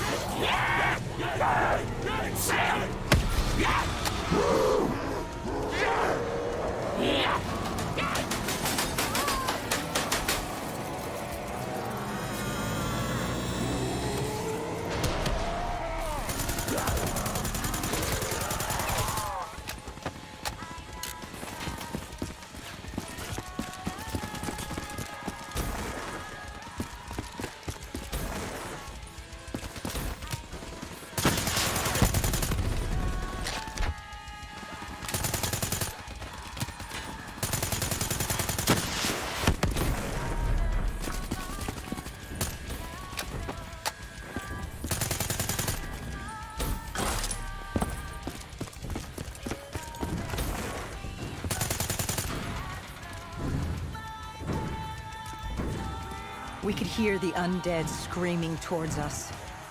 But that wasn't all. A robot horde was moving in. And Taylor would need some time to get it going.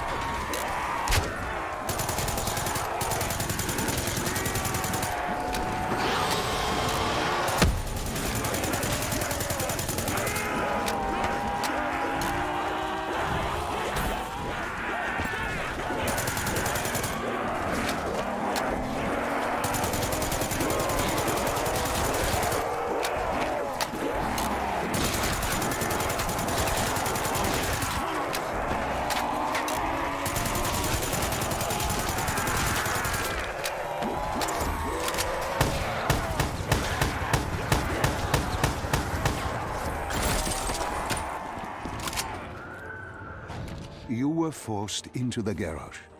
What happened there? Hendricks wanted to go back and get the other hostages. Taylor said Bishop was priority. After all, he had the cure. The rest were just collateral. What did Taylor do? He volunteered to take his team to get the others. We were to take Khalil and Bishop to Exfil.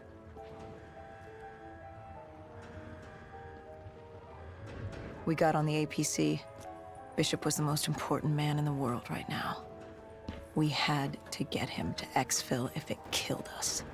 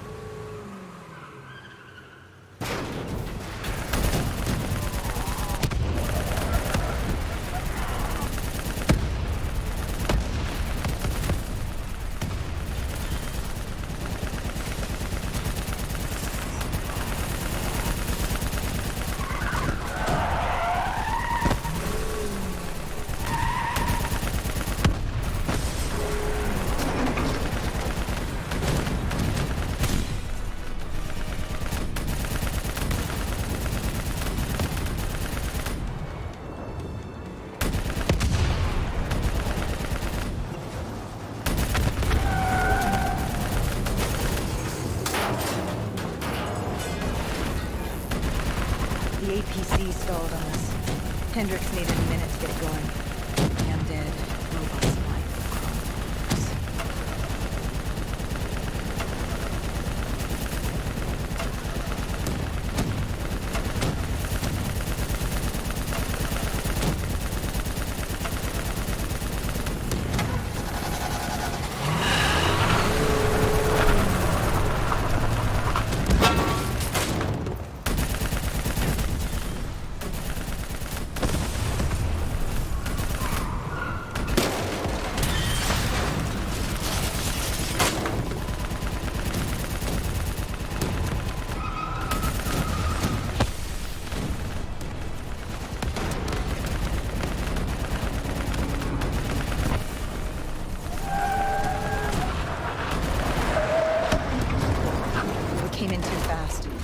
The APC spun out and crashed. Hendricks moved Bishop into position. The drone evac was inbound. Once secured in the drop pod, it would return to collect. We just needed to hold back the Horde.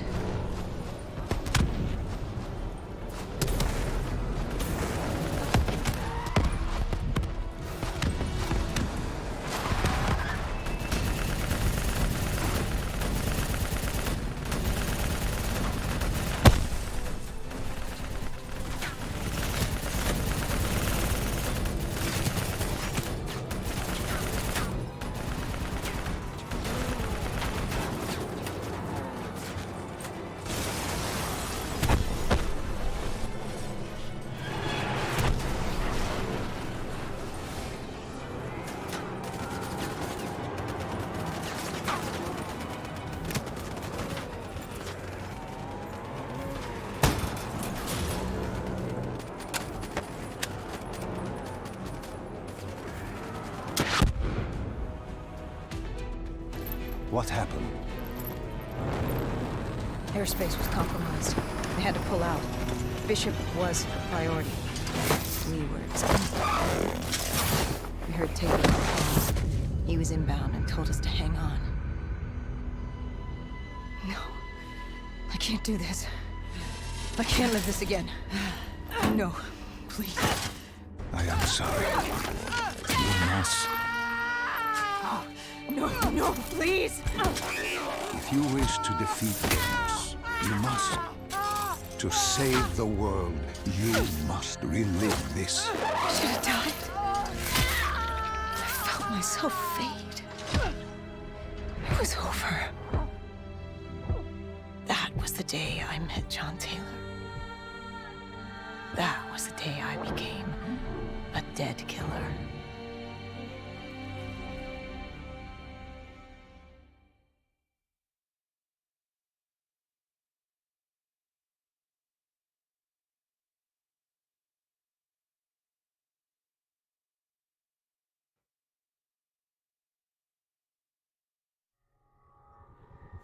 That was the day you met Bishop, the man who found the cure, before he died at the Cairo aquifers.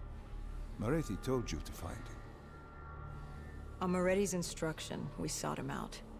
We told him what we knew, which at the time was just a name, Deimos.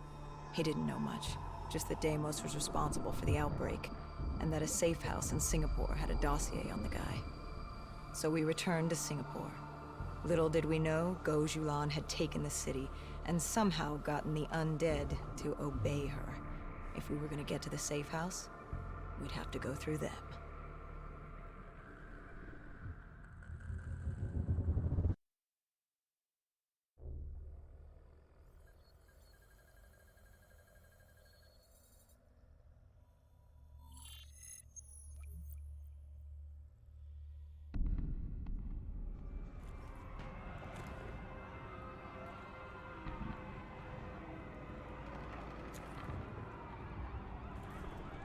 The Vultures.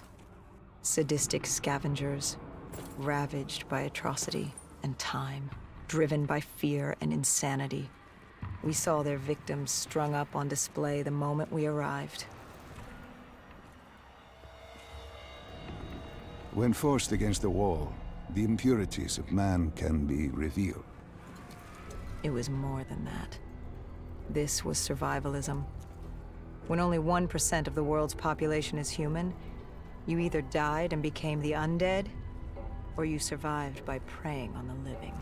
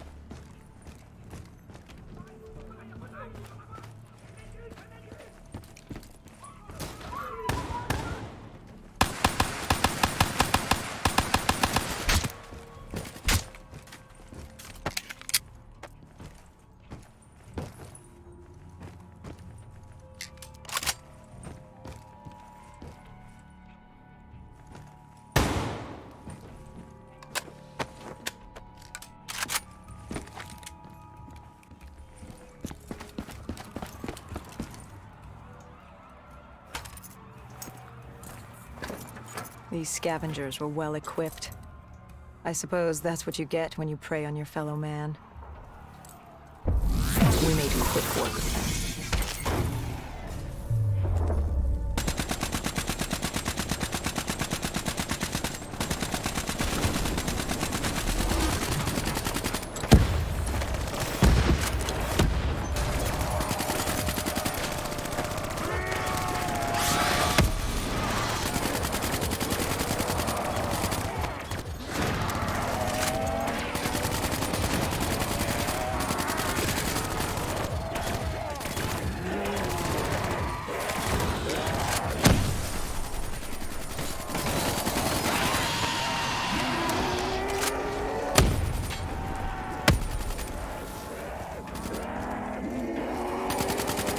Hendricks took point down the alley.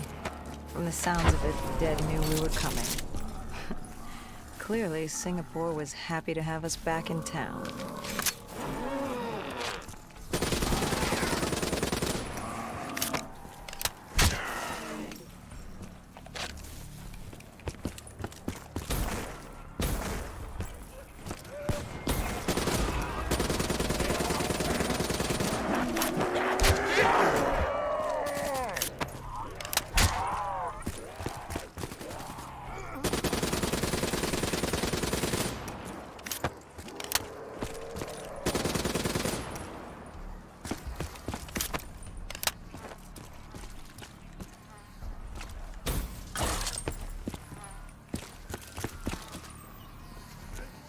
Overwatch confirmed the Vultures were converging on the safe house. Civilians spotted on site. We didn't know if we could get through without additional collateral damage.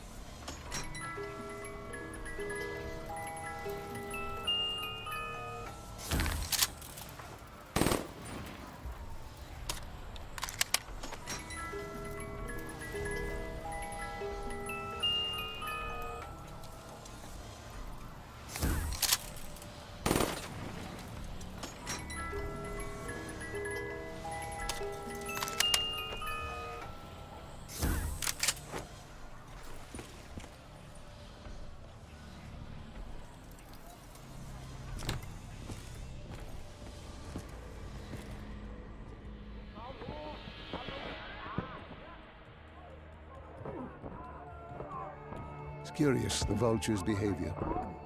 Willing to kill the living and the dead alike without prejudice. Survival of the fittest at its most primal. They act with reckless abandon without thinking of the consequences. They had to know. The more they killed other humans, the slimmer their chances became. Don't think of them as humans. They're animals. Abandoned by any form of governing body, they dictated their own society. They were tribal, nomadic. In their eyes, man was as much a threat as the undead.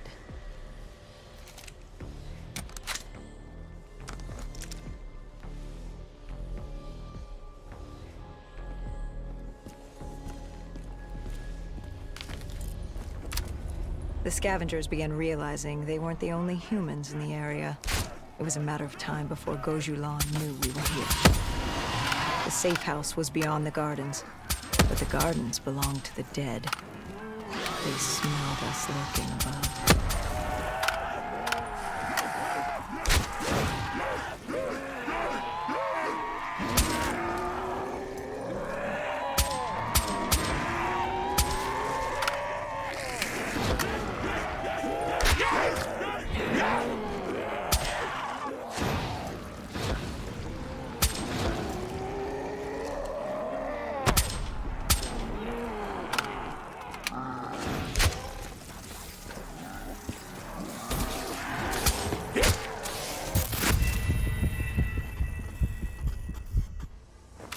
The scavengers began realizing they weren't the only humans in the area. It was a matter of time before Gojulan knew we were here. The safe house was beyond the gardens, but the gardens belonged to the dead. They smelled us lurking above.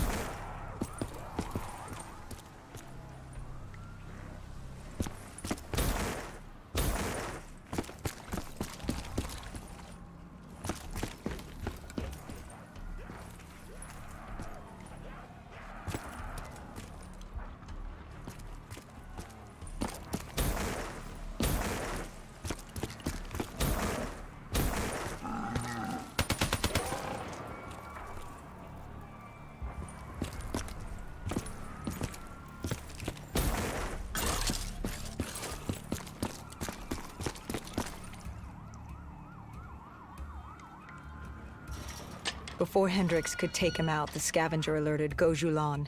She knew we were here. Reinforcements were moving on a checkpoint nearby, along with more dead.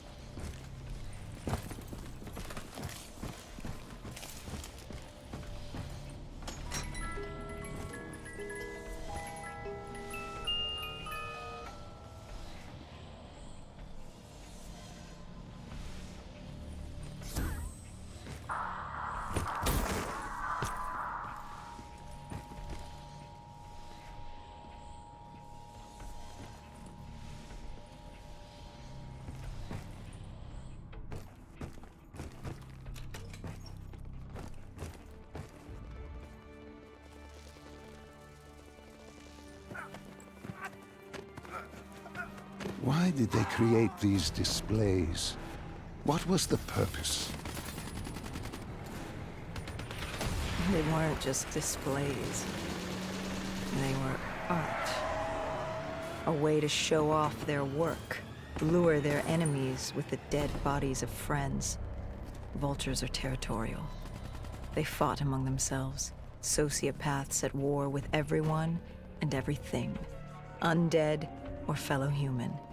Either way, you were a predator competing over the same resources. And now we'd become prey baited into a trap.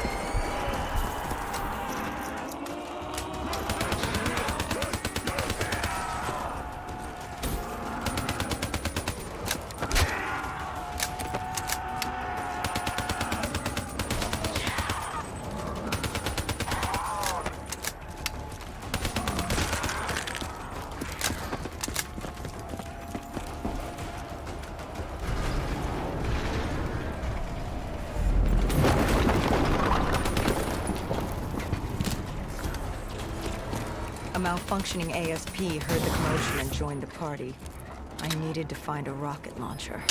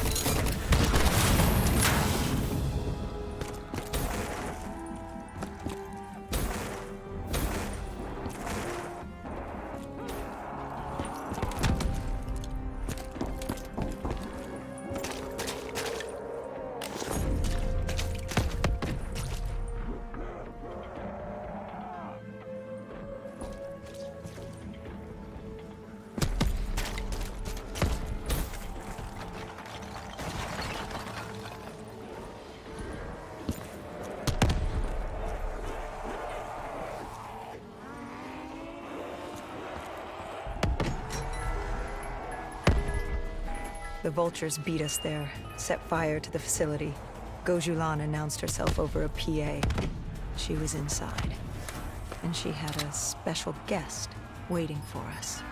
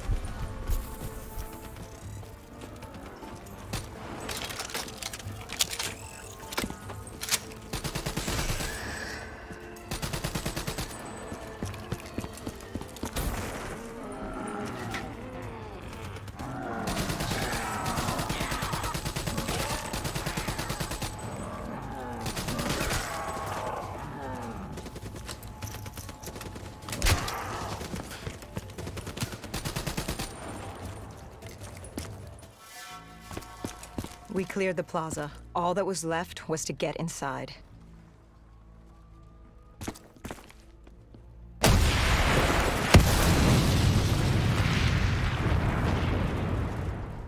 The blast knocked us back. We heard the building creaking. It could collapse at any moment. Hendricks thought we should stand down. It wasn't worth it. You push back. We needed that dossier. At this point, it was our only lead to Deimos. I told Hendricks to call in exfil. I'd take the safe house. Bishop had told us the document was hidden in the panic room within the facility.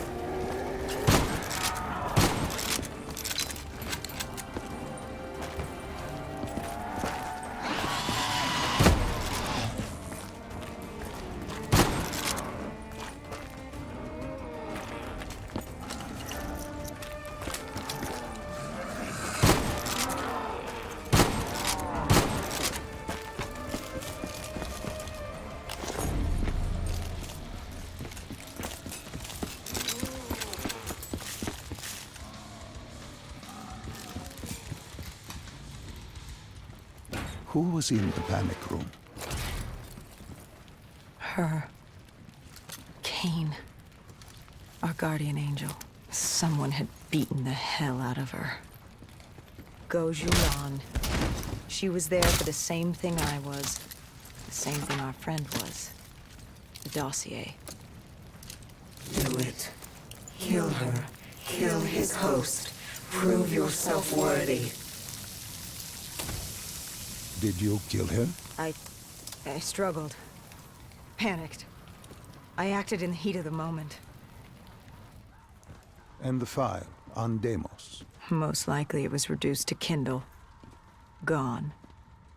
Or so we thought. Hendricks called in transport. Singapore was another dead end. But we needed a few answers from Kane. Starting with who the hell was she? And what was she doing in an abandoned CIA safe house? The truth proved more eye-opening than we could have imagined.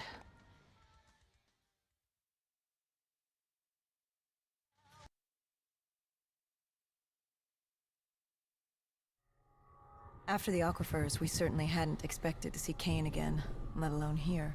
She wanted the same thing we did. The data drive on Deimos. Better yet, she knew where it was. It was moved from the safe house to a CIA black station in the quarantine zone. Did she say why Gojulan was trying to kill her? It wasn't Gojulan. Julan was a puppet of Deimos, and Deimos wanted Kane dead. Guess he didn't like her very much. Did you trust her? No, not yet. Our guard was up, but if she could get us to the black station, it was worth a shot.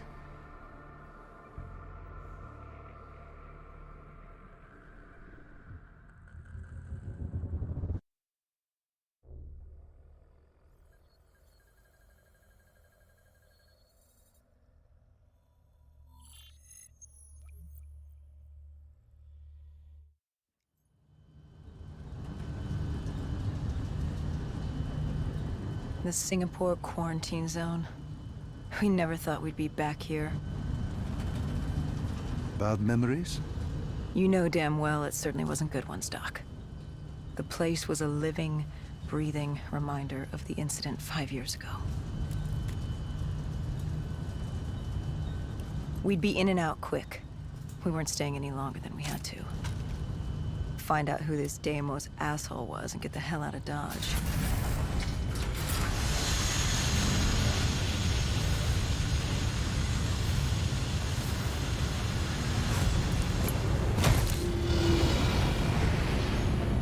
Kane said the data drive on Deimos was encrypted and separated into 2 pieces. We needed both to access the drive. Like a lock and key. The lock, I assume, was at the Black Station. Where was the key? The key. That was down by the docks. Undead Central. Heavy hostiles.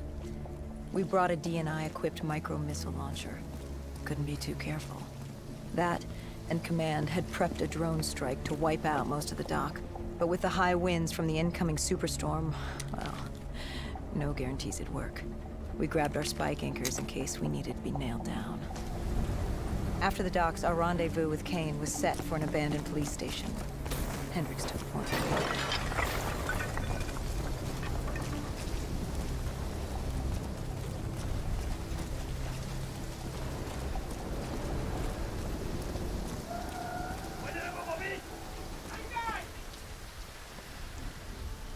More vultures. Preying on the weak. Since the fall of the Immortals, they'd inherited all of Singapore. Turned the place into some twisted version of the Wild West. After the events at the safe house, we caught their attention. They weren't exactly thrilled with us on their turf, and were taking it out on the locals to find us. Why didn't you step in? You could have saved them. Calculated risks. We needed to stay quiet and lay low. But there's always a chance, isn't there? Chance is a billion-sided die. You like the odds of that? If they didn't die today, they'd die tomorrow. If not tomorrow, the day after. One way or another, death was coming for all of us. Nobody was getting out alive. If we tried to save them, it could be our necks in those collars. We weren't there to save 2 people. We were there to save all the rest of us. We needed to get to the Black Station, raising as little alarm as possible. The last thing we needed were the dead and vultures after our shots. Turns out the odds were already stacked against us.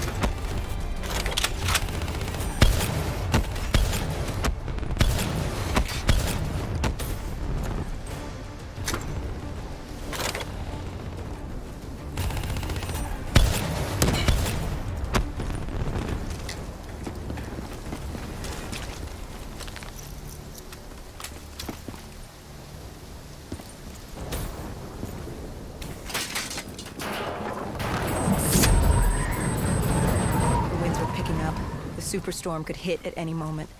Good thing we grabbed those spike anchors. We were gonna need them.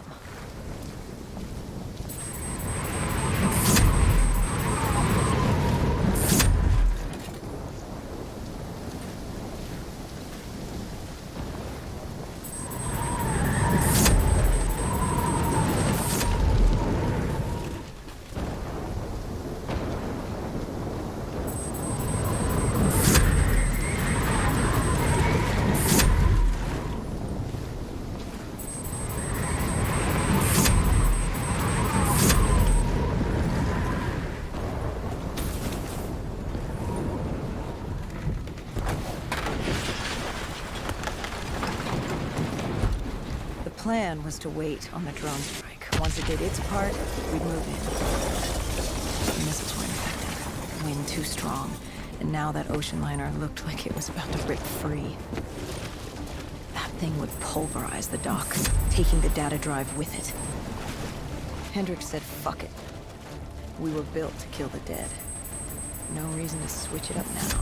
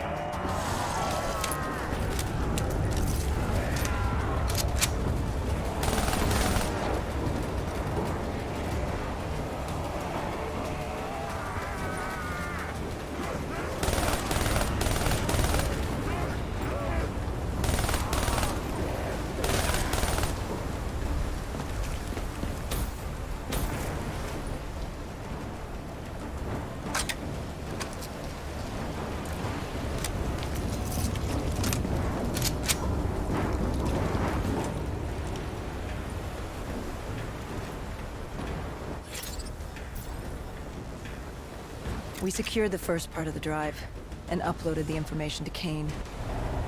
Hendricks moved to sweep the wheelhouse. The howling wind told us we had to hit it fast and quick.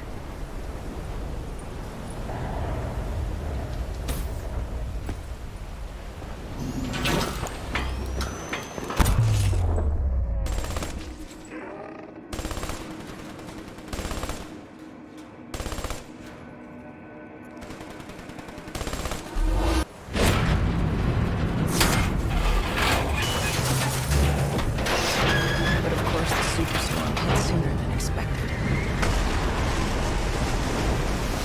The barge ripped free and barreled towards us. Hang on for dear life.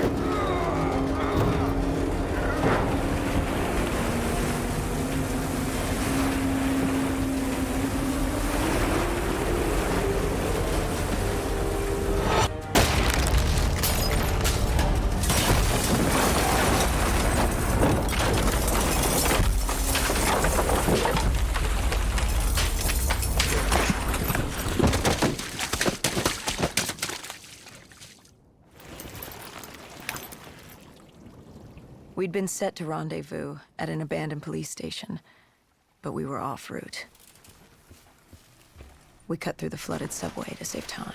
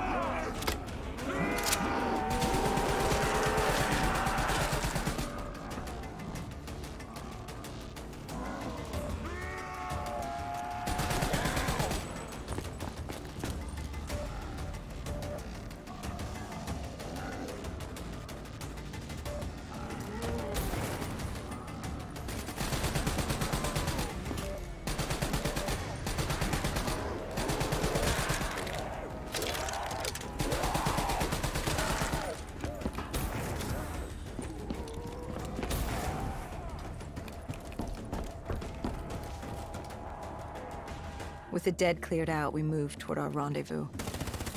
Turns out we weren't the only living things in there. A vulture got the drop on us, determined to reduce us to scrap metal. He'd hit a big payday with us cornered. You were a payday to him? How so? We were dead killers. You break us down to spare parts, you can fetch a pretty penny on the black market. Thought you were there to fight the dead. You were an ally. Maybe in 2070, when we were the saviors of mankind. By 2075, everybody wanted a piece of us. This guy would have gotten his share, too. But Kane did her part to make sure that didn't happen. She was well trained. Was she CIA? Winslow Accord? She was just someone who was always in the right place, at the right time. Before we could move on the Black Station, we had other problems. What had gone wrong? We hadn't taken the scavengers into account. They'd figured out they had dead killers in their midst. Kane told us they had a comms relay ahead. If we scrambled them, it could lead the vultures away from the Black Station, at least long enough for us to get what we needed. So much for maintaining a low profile, I suppose. What did I tell you?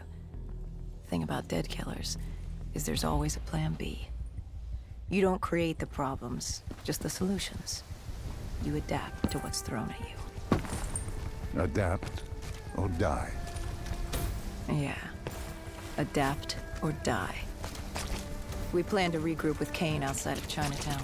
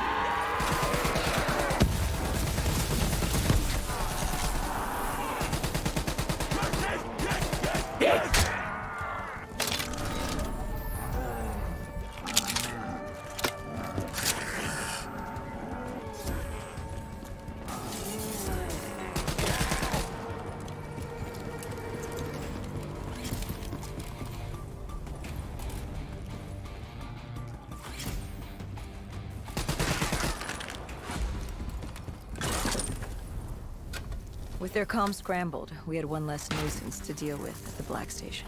Now to get the drive and get the hell out of this shithole. You couldn't take being here, could you? You felt haunted coming back to this city. The feeling had latched onto me at the safe house. Like I was being watched. Something had their eyes on Something? me. Not someone. And I just felt something pulling me, guiding me. I couldn't shake it. Our rendezvous with Kane was just ahead.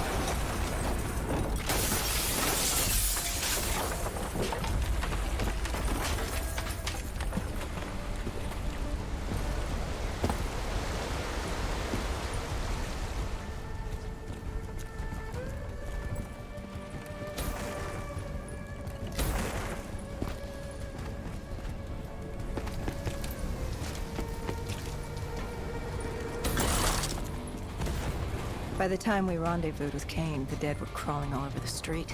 What was Kane's plan? Hit him in the gullet, then bag and tag. Gotta admit, the girl wasn't afraid of a fight. She seemed to welcome it. Relish. Like yourself. Like a berserker. Like a dead killer.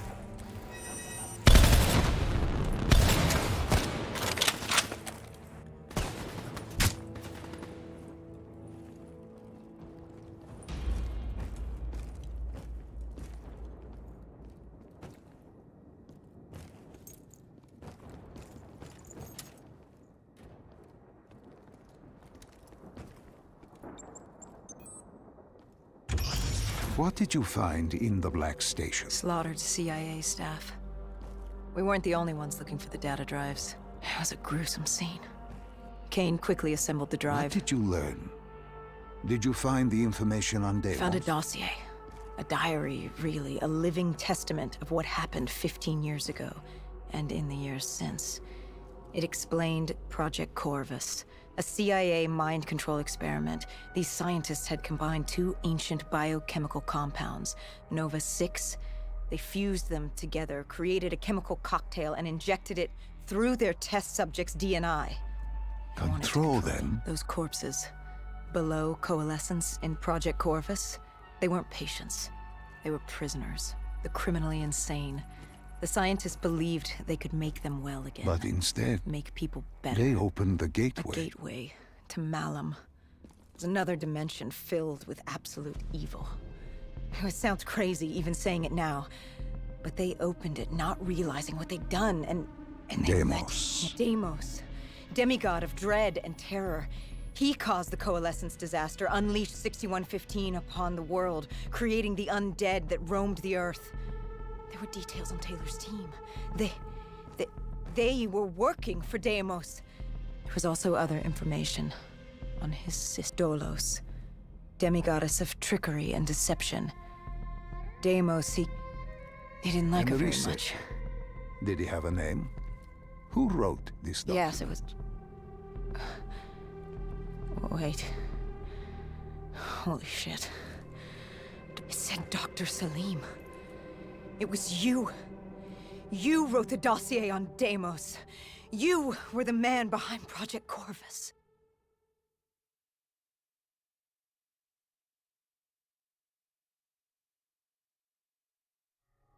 Why didn't you tell me? You created Project Corvus, wrote the report. You pulled me along like you had no clue what I was talking about. If I had told you, the impact would not have been the same. You know that. That you could not recall is no fault of mine. After the Black Station, we had to find you. Find out what you knew. I was in Cairo at the time. Your friend, Khalil. He brought you to Ramsey Station, humanity's last holdout in Egypt. We knew who Deimos was, where he was from, but we didn't know why. He'd taken over the world, but to do what? To find out why, we had to talk to you.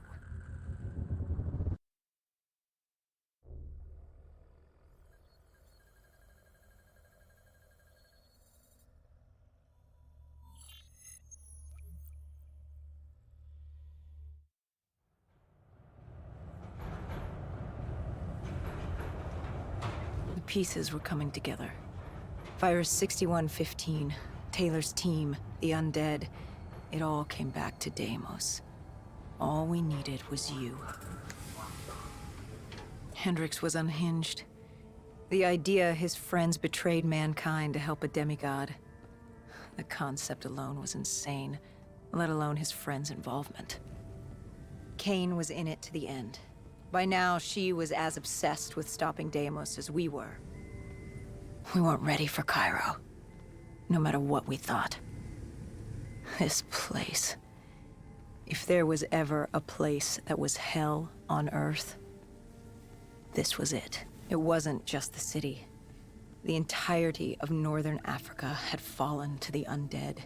The walls were covered with memories of the dead, those taken by 6115, lost to this wasteland, the desert for the undead. It was the last place on Earth you'd want to be, but you chose to hide there.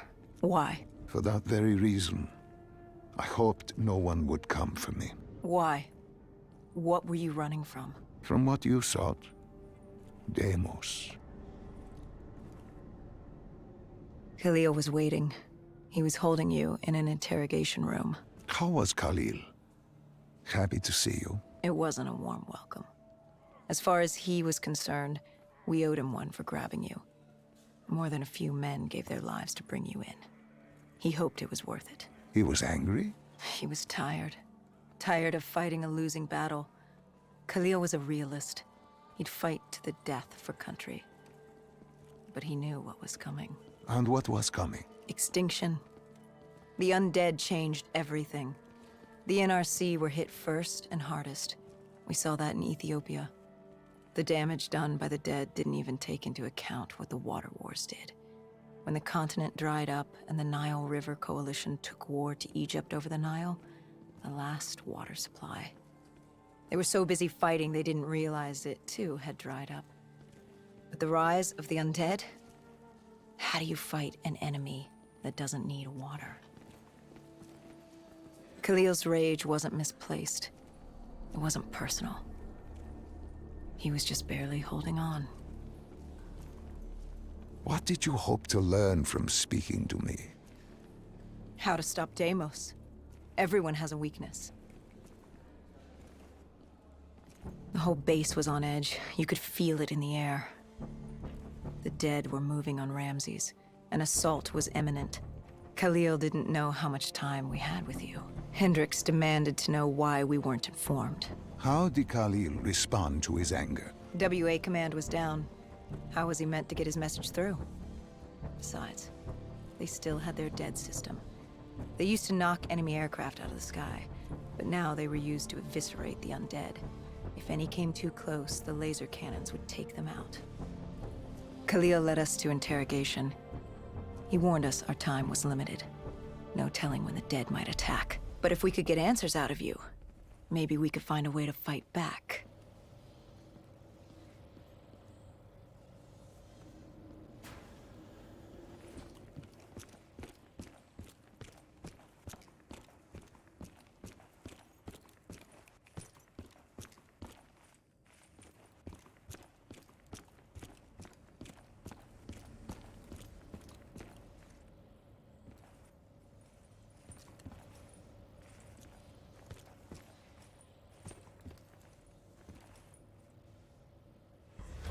You certainly weren't too happy to see us.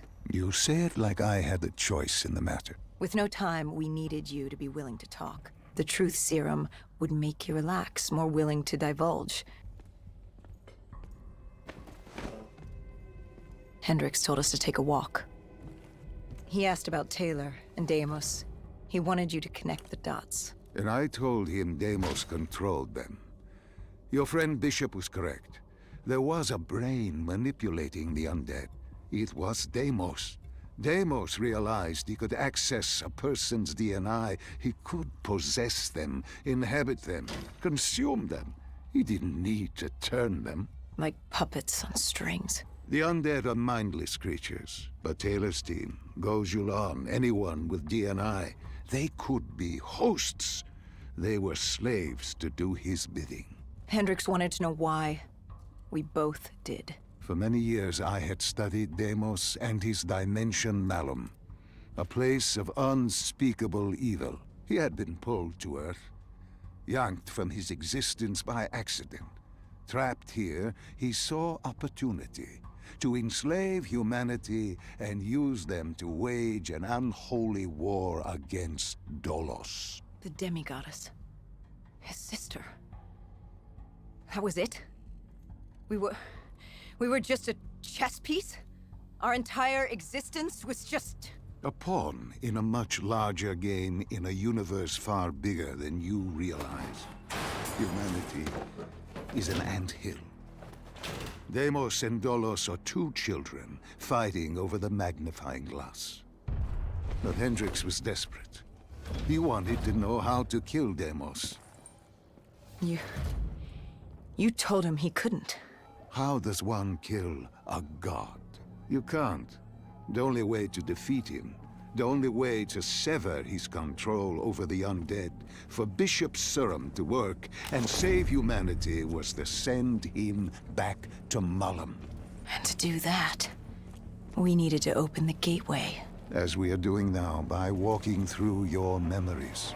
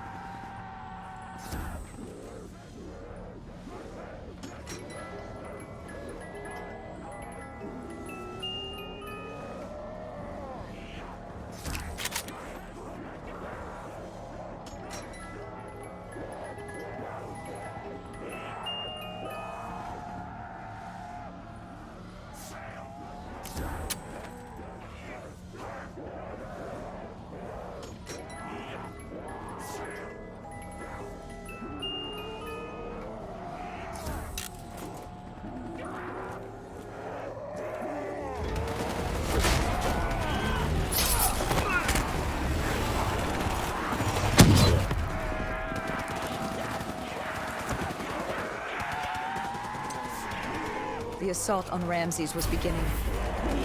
The base was about to be overrun, and we owed Khalil that faith. Time to take the fight to the dead.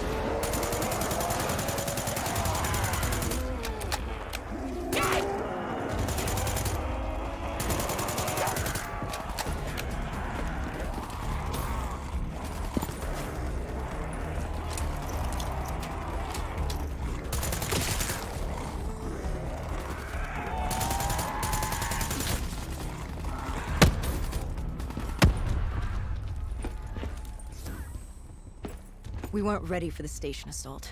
I don't know how the dead got in. Maybe an abandoned tunnel, an infected civilian, or maybe the vultures let them through. But at the end of the day, it didn't matter.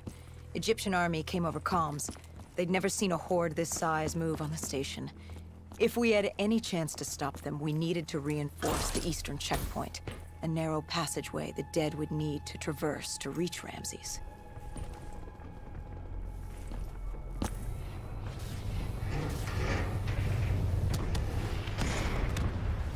Cairo.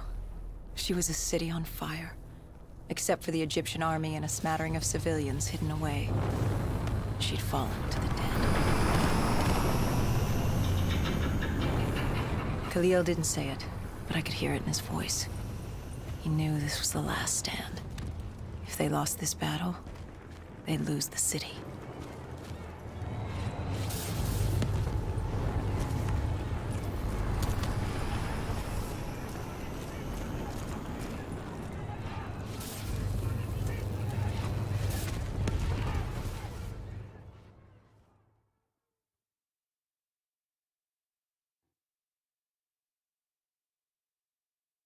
What was Khalil's plan?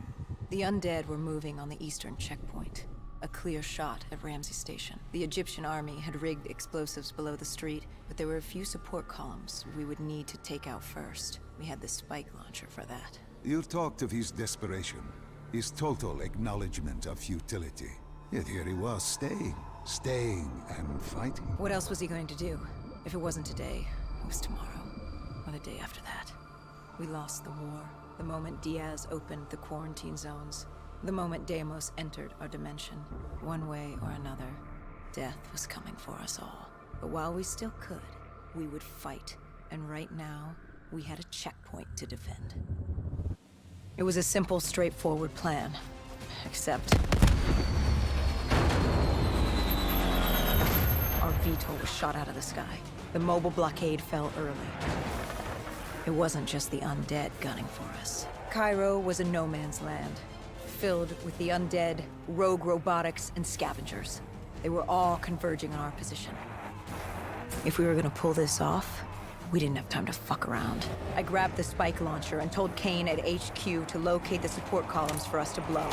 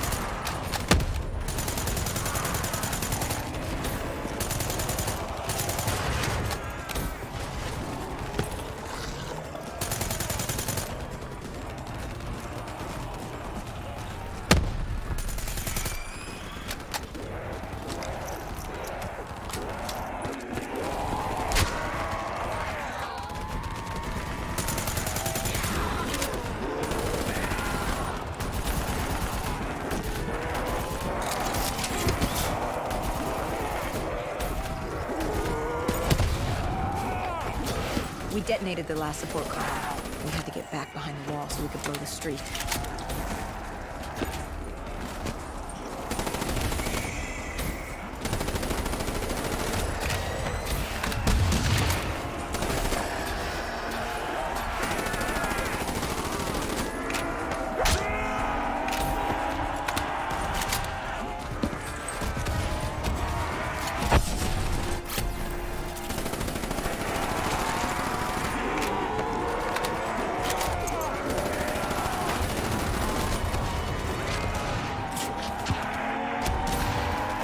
Triggerman got hit.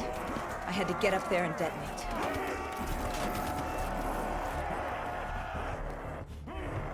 I told Hendricks I needed a moment.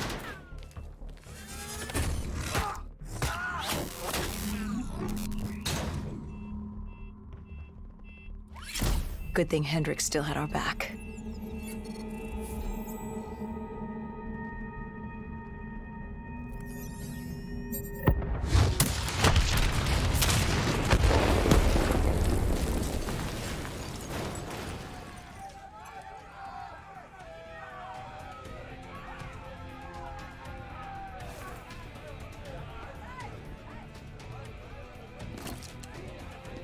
Khalil thanked us. He thought they still had a chance. They had no idea what was about to happen.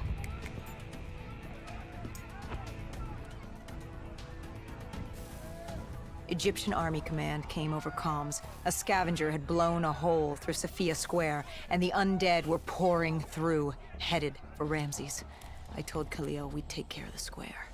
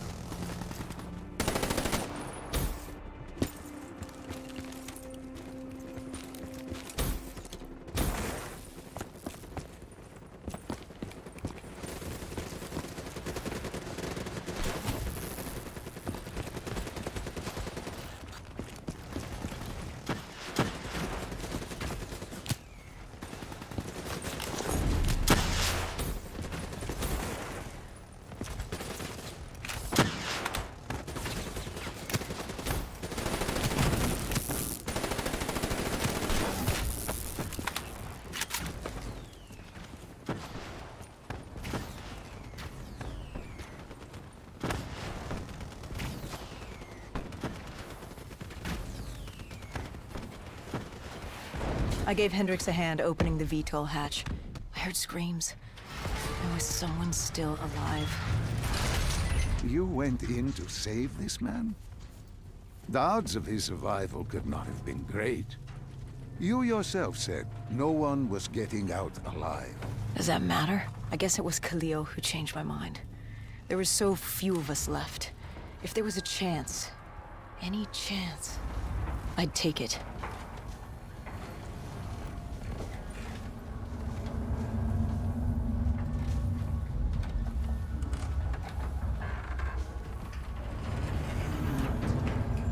Strange. Even with all odds stacked against you, you tried to help this man. He clung to life without hope, and still you tried to save him. Turns out it didn't matter.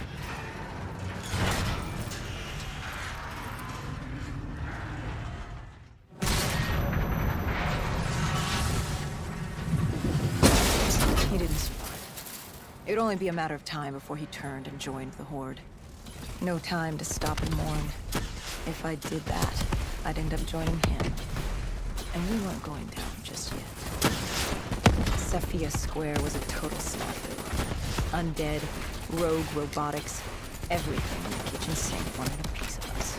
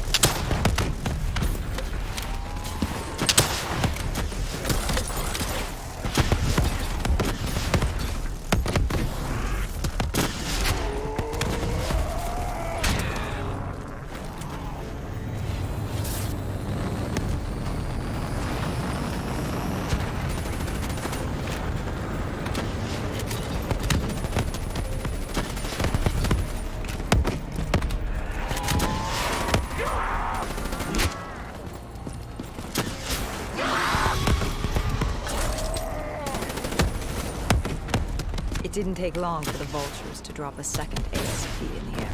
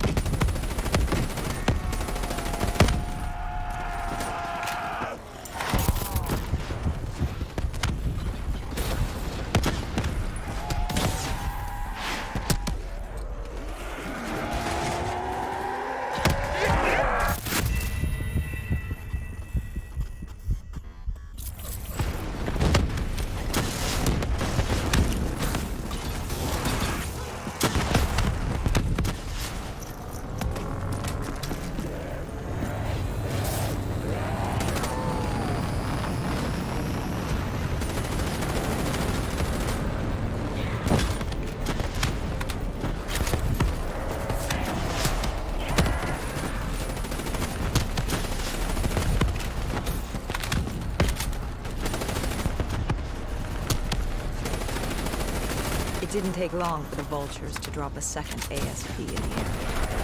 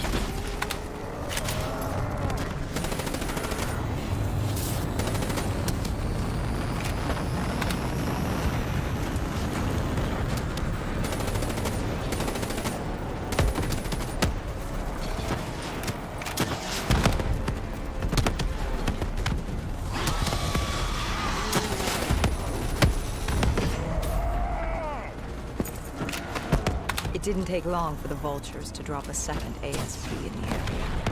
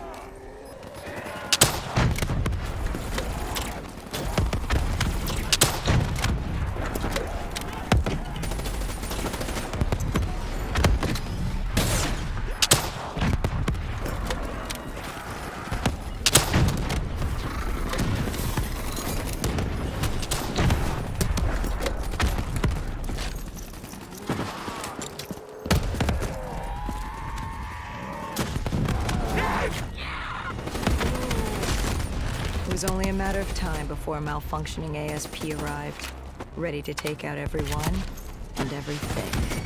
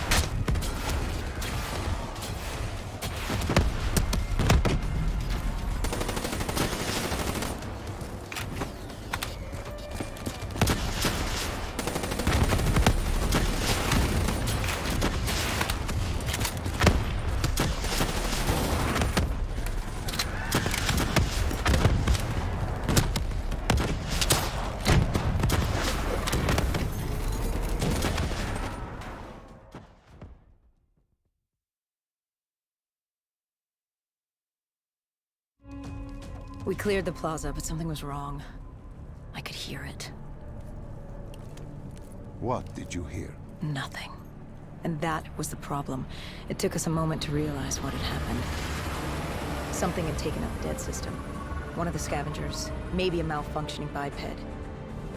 We saw reinforcements fly in, but it was too late. Khalil tried to reach Egyptian command. All we heard were screams. Ramses Station had fallen to the dead. We got out of the open. Khalil, he'd reached a breaking point. No mistaking that look. That look of defeat, anger, frustration, hopelessness. You try to sympathize, you try to comfort. Doesn't matter. Then Kane came over comms. She'd picked up the location of Sarah Hall, another of Taylor's team. Her signal popped back up on the grid. We had traced her to Kebeshet, the sandy ruins of Cairo's Garden City. I told Khalil if there was a sliver of hope, we needed to catch Hall and find Taylor. If we did, and found a way to send Deimos back to Malum, we could undo all of this. And Hendricks? His mind was melting. I still didn't know what was sparking his behavior.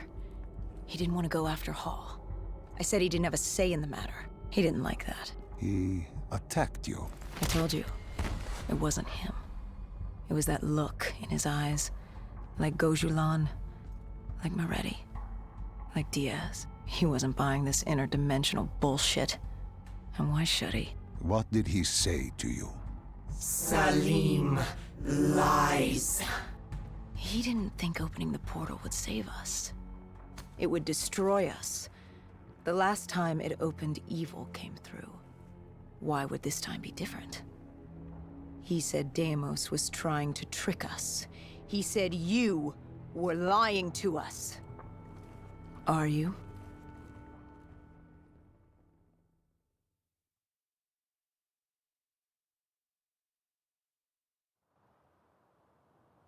This is wrong. This is all wrong. You said opening the gateway would save humanity.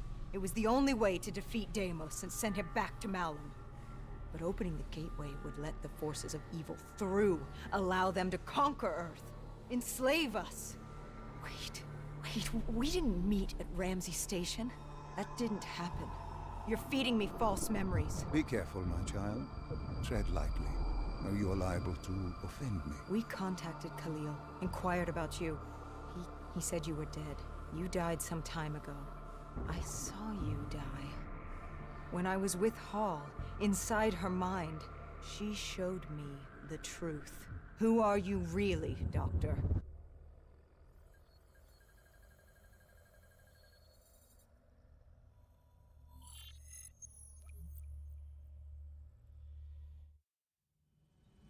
Deimos was going to open the gateway. He needed the demons of Malum to enslave Earth for the battle against Dolos. We didn't know what he had planned, but we had Sarah Hall, her signal tracing to Kebeshet. You didn't think it odd that her signal appeared? After years of absence. There wasn't time to think about it. But if we got her, we could find Taylor and decipher Deimos' plan. We had no idea we were being baited for a trap.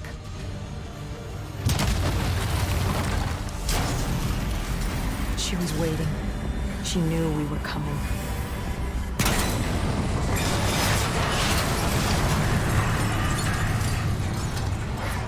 Deimos was using Taylor to open the gateway. If we were gonna find him, we needed to take Hall down and interface with her.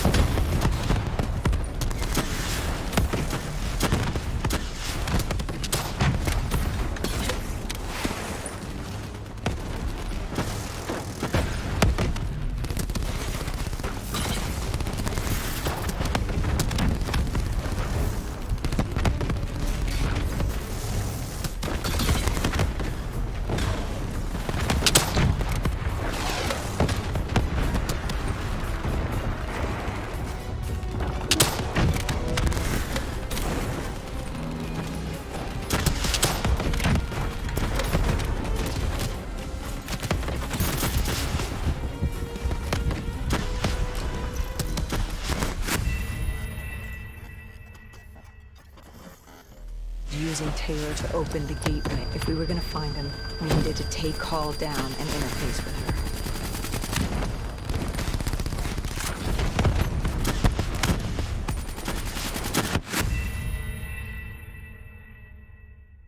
Using Taylor to open the gateway. If we were gonna find him, we needed to take Hall down and interface with her.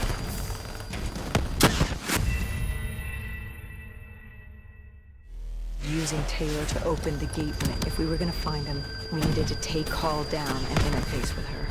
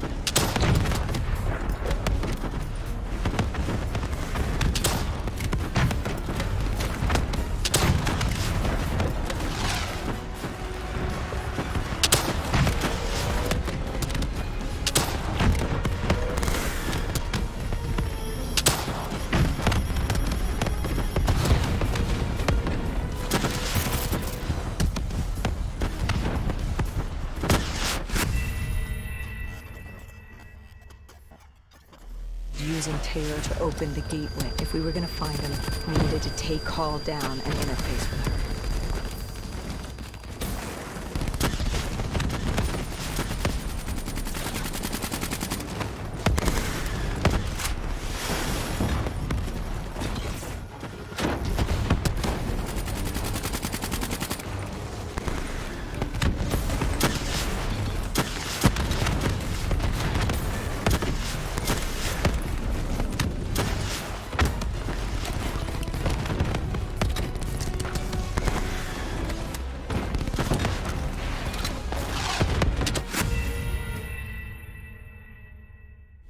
Using Taylor to open the gateway. If we were gonna find him, we needed to take Hall down and interface with her.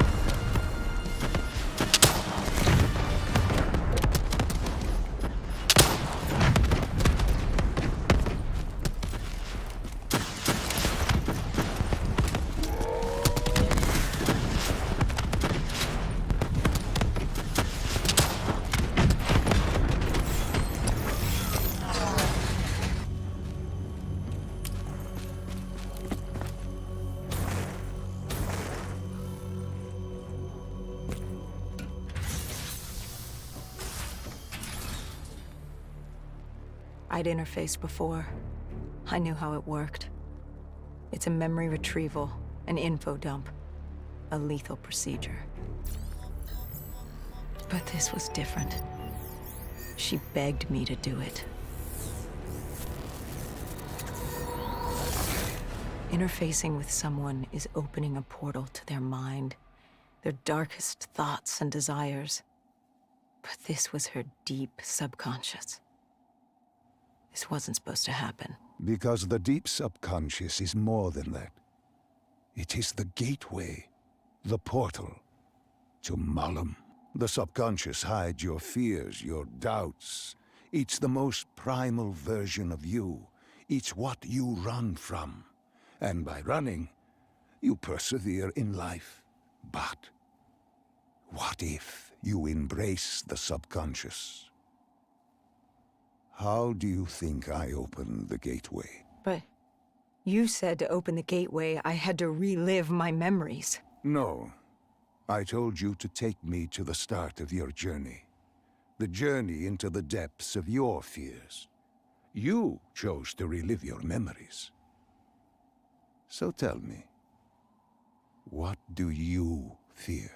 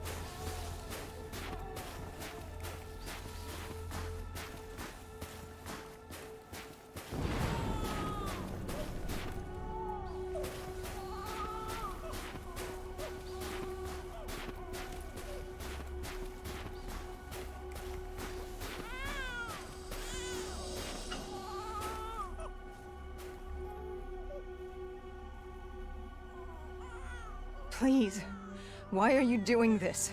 Why are you scrambling my mind? Don't make me do this! You don't have a choice. You haven't had one since you picked up that child. Since you embraced Sarah's fear.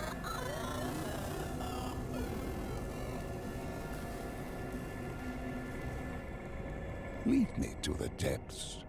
What did Sarah want you to see? Project Corvus, 2060. The day of the Coalescence disaster. Sarah could feel Deimos coursing through her veins, her mind, the fabrics of her soul. He knew everything about her, and she knew everything about him.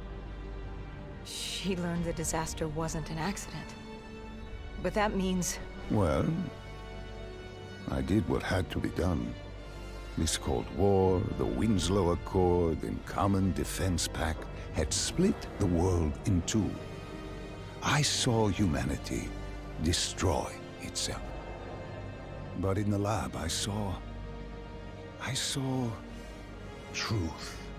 I saw peace. I saw Malum. A way to unite the world against an enemy greater than themselves. I saw Deimos. You did this? You opened the gateway. You brought Deimos here.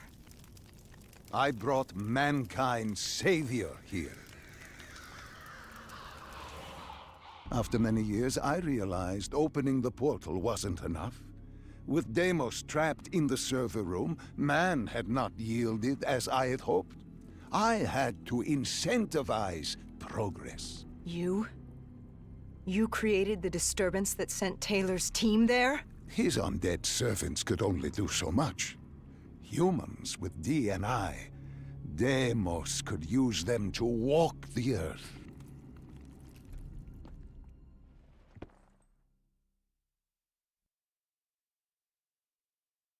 Hall told me that she had no idea what they were getting into, but they had to follow standard operating procedure, which meant locking down the site and interfacing with the location's primary systems in the server room below.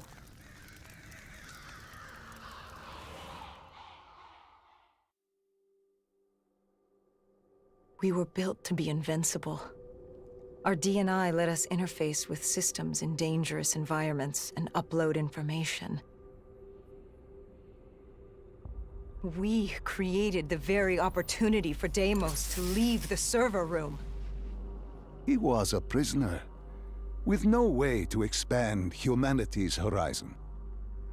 We were vehicles for his transportation. That makes it sound so cold. This is for the good of humanity.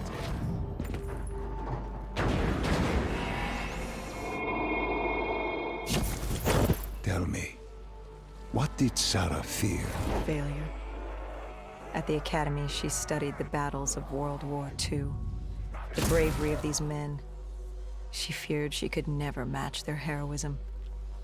She feared she didn't have real courage. She ran from it. She had nightmares of Bastogne. As she entered her subconscious, she gave into fear, let it pull her away. I followed her. Deep within her mind, there had to be a way to save her.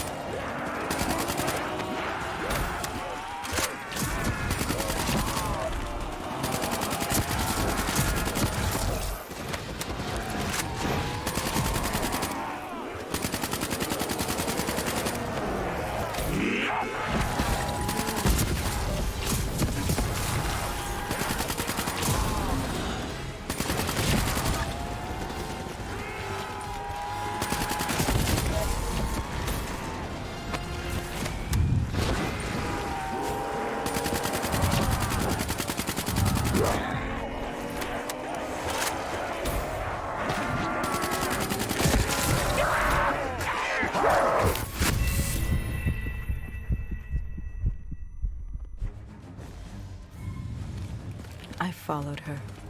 Deep within her mind, there had to be a way to save her.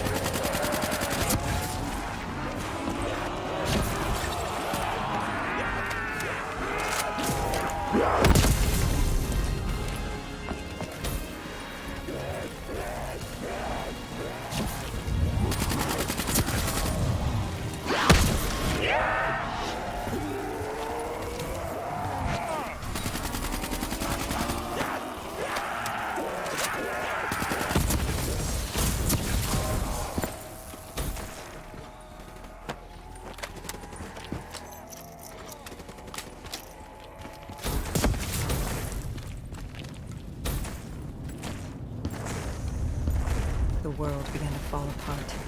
We heard his voice. Deimos. Listen to the sound of my voice. I will have my army and my kingdom. All that remains is her sacrifice.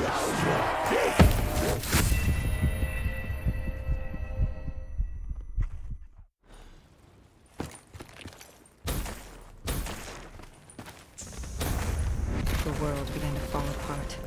We heard his voice. Deimos. Listen to the sound of my voice. I will have my army and my kingdom. All that remains is her sacrifice. He was trying to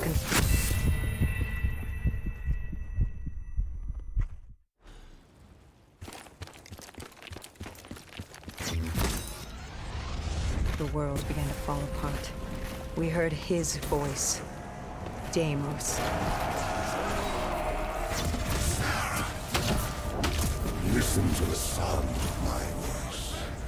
I will have my army and my kingdom. All that remains is her sacrifice. He was trying to consume her, and he wasn't about to let me stop him.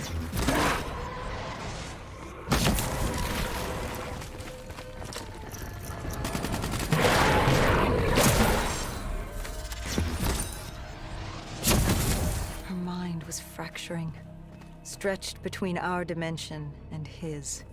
She warned me to turn back, to let Deimos take her. I told her I'd stay with her. I'd see it to the end. I asked her what happened after coalescence. You were deep within her subconscious, at the threshold of another dimension. You seemed to embrace the journey. You think I wasn't scared? I was terrified. There was no way to make up for what I had done. But I had to try.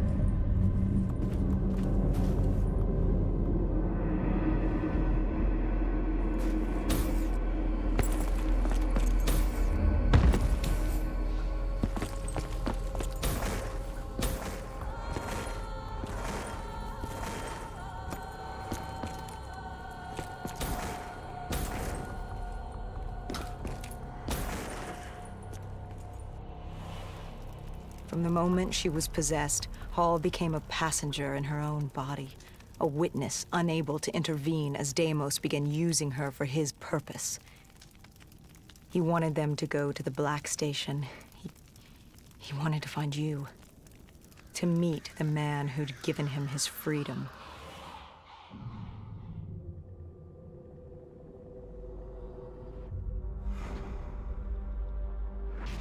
He slaughtered the staff. Ravaged them. Why did he kill them? I wasn't there. He was upset. And he wasn't happy to learn of the documentation of his existence.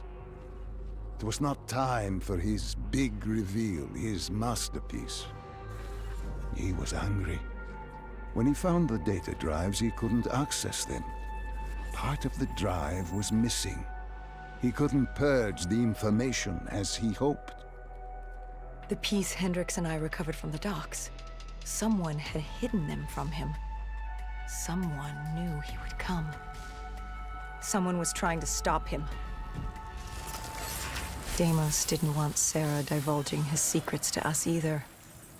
He ripped us from that memory.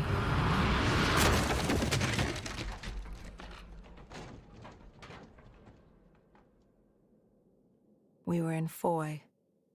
I didn't just see fear in Sarah's eyes anymore. I saw admiration. The longer I stayed, the stronger she became.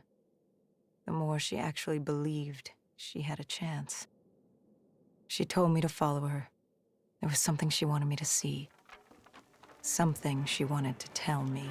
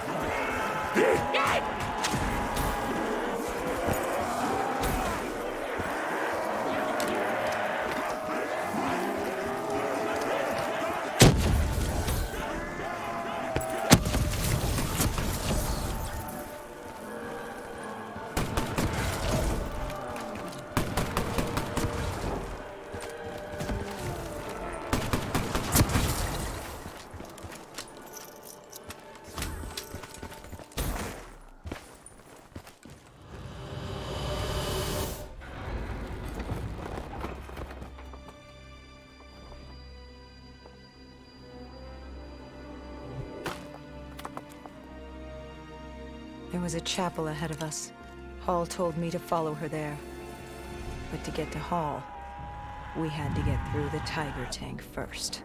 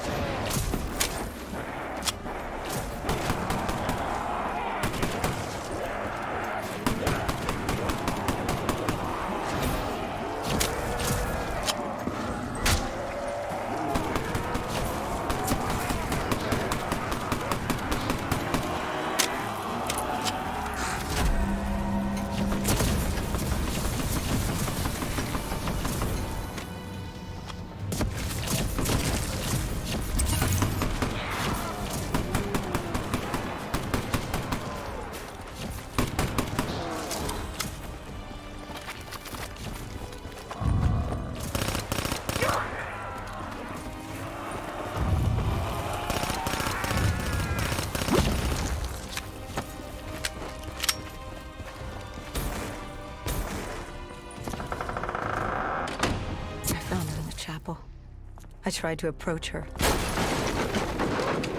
Daemlis had other ideas. He was desperate to separate us and evict me from her mind. He wanted her, and I was getting in his way.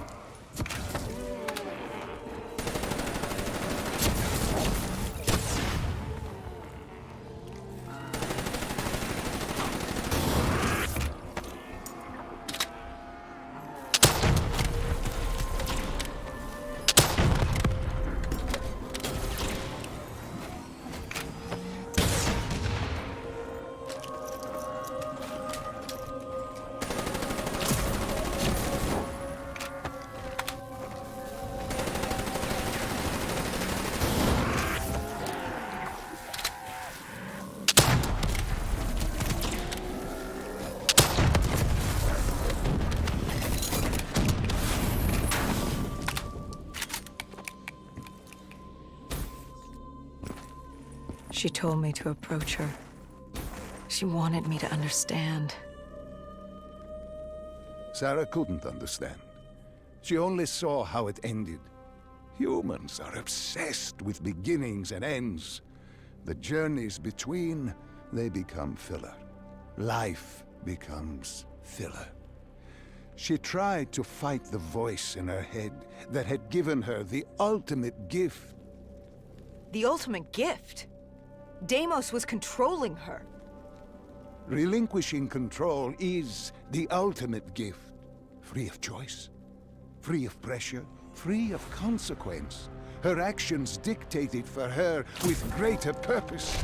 She was granted the greatest gift of all, and she You're fought. insane. No. Humanity is insane. You asked her to help you find Taylor. Where did she take you next? Deimos needed Taylor to open the gateway, so I had to know how, had to know what Deimos was planning.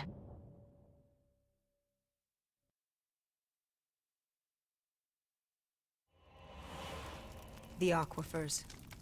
Sarah told me this was their fortress in the sand, their FOB for years.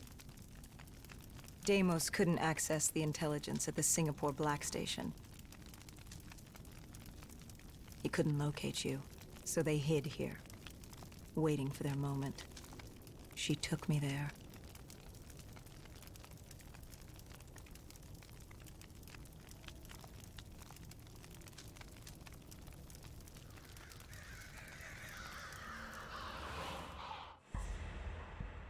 There's something I don't get. You made this happen. You've pushed for the annihilation of Earth. But Deimos wasn't using you. You weren't his puppet. What's in this for you? Why are you doing this? Are you an undead sympathizer? No, my child. Dr. Salim was not a sympathizer. He was so much less than that. He was so much more insignificant than that. Was? Wait. What do you mean, was? I must say, I'm impressed with how delusional you've become. You had completely forgotten this memory. They found you. They tortured you for information, but this doesn't make any sense. You were an ally. You enabled him, freed him. Dr. Salim was no ally. He was a tool. An instrument I enabled. He was a blind idealist believing he could make the world a better place. That I could save humanity, that he could save humanity. He thought I'd found him to thank him. Me. A god. Thank a mortal. I found him to seize power from him. No. Even now you still hide from the truth. Corvus had been destroyed in Singapore. I needed it to open the gateway. That was why I had kept Salim alive. He worked with a colleague, Kruger. And they built me a new Corvus at Coalescence headquarters in Zurich. One which I could use to open the gateway. So I had no further need for the Doctor. She knew what was coming. All that remained was her sacrifice. For her to join my ranks and eternal damnation under my command. I am humanity's salvation. A savior giving purpose to a lost species that deserves far less. I am Deimos. The tree. I've seen it before. The entrance to Malum. Tell me, what do you fear? You don't fear the undead. You've thrown yourself against insurmountable odds as if you had a death wish. As if you were trying to escape. Is it failure? Is it life? No. You fear your mistakes, your past. Your greatest fear is the memory that haunts you. You awaited her sacrifice. She wanted me to stop you. She wanted me to end it. To deny you her offering.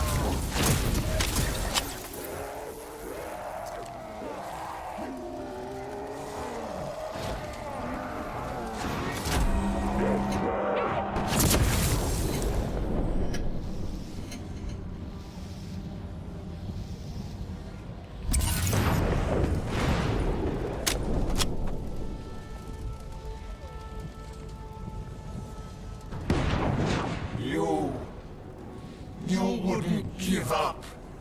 You wouldn't let me have her. If she offered herself, she'd give you what you wanted. The only way to deny you was to kill her.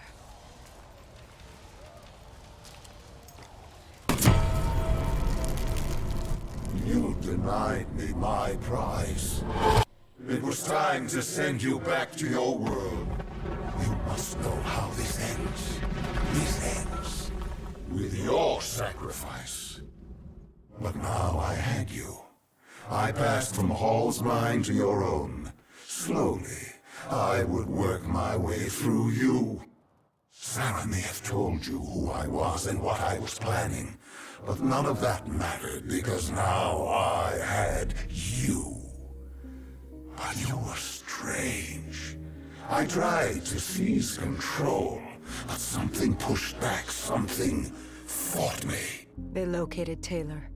He was being held at Lotus Towers, run by a man named Hakim, an undead sympathizer who would get you out of Cairo. I told Kane we had to hurry. We had to hurry if we were going to stop you.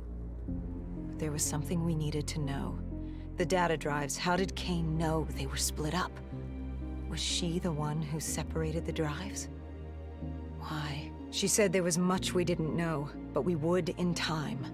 We had to trust her. We had to get to Lotus Towers.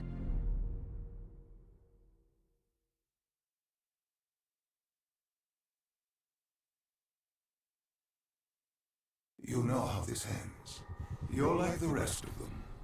Diaz, Moretti, Hall, Taylor. I flow through your veins, slowly grasping control. But you're stronger than I anticipated. Your resistance is greater. But this only makes you all the better for my needs. Lotus Towers. What happened there? You think I'll help you? After all this? What real choice do you have in the matter? You're the pawn in my game. I'm not about to hand over humanity, but I'll humor you. Fine. Let's talk about Lotus Towers.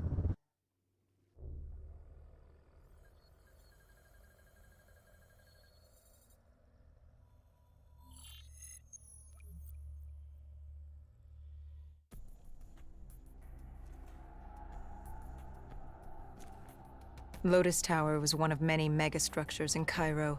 Hakim was the self-appointed slumlord of the vertical city. That fucker was a maniac, an undead sympathizer providing Taylor with safe passage from Cairo to Zurich. Khalil and the Egyptian army joined us for the assault. If we got Taylor, we thought we had a chance. We took out Hakim's men.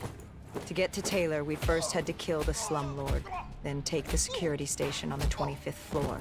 From there, we could locate Taylor and shut down the dead systems Hakim installed, allowing the rest of the Egyptian army to join the fight. So there we were, humanity's last hope. If we failed, we were fucked.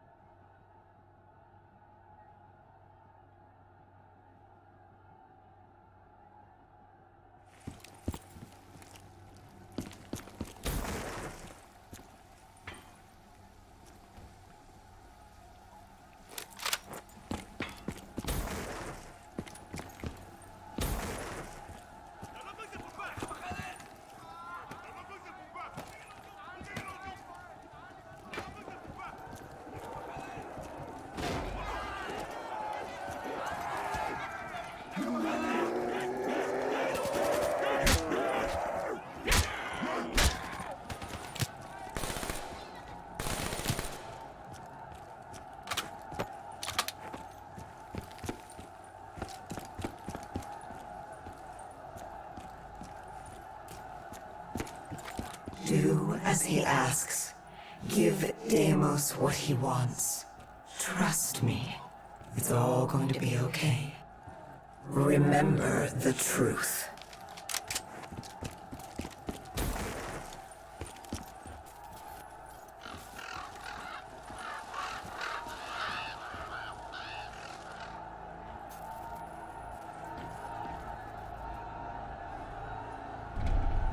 We made quick work of Hakim.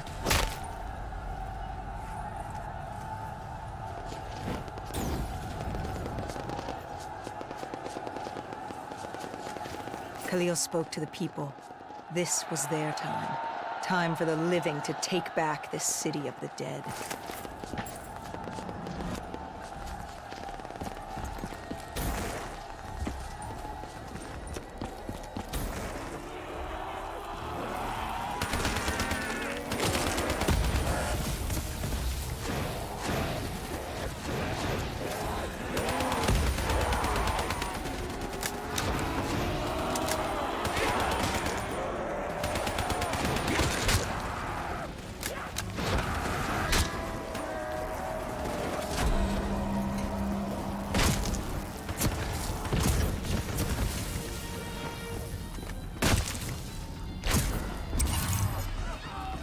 Khalil had a mobile shop in place.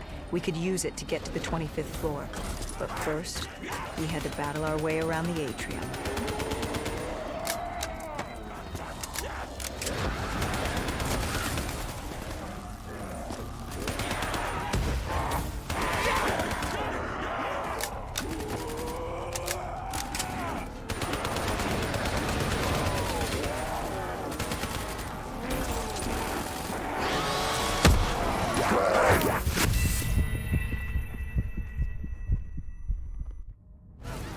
Khalil had a mobile shop in place. We could use it to get to the 25th floor.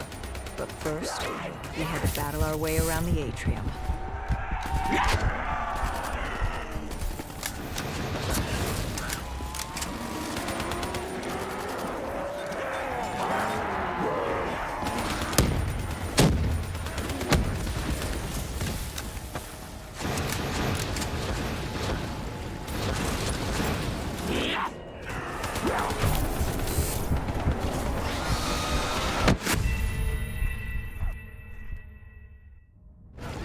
Khalil had a mobile shop in place. We could use it to get to the 25th floor. But first, we had to battle our way around the atrium.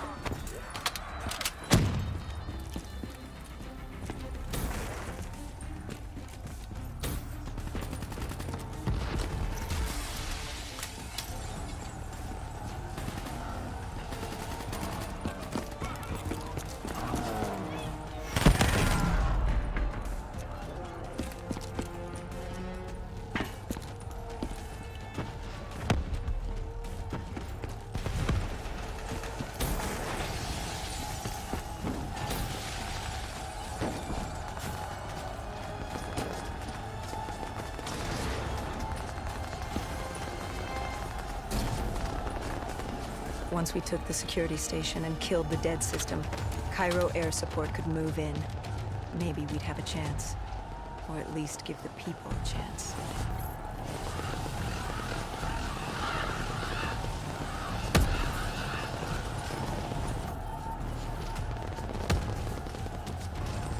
And then we were coming for Taylor. We were coming for you.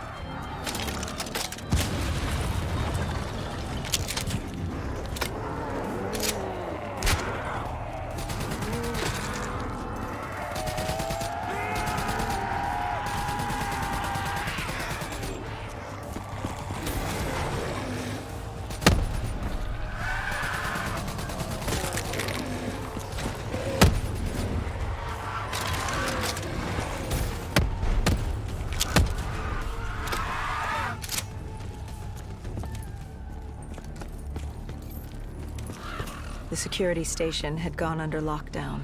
We found a way through the air ducts ahead. Hendricks opened the path for us. The delay irritated him, but then he wasn't himself.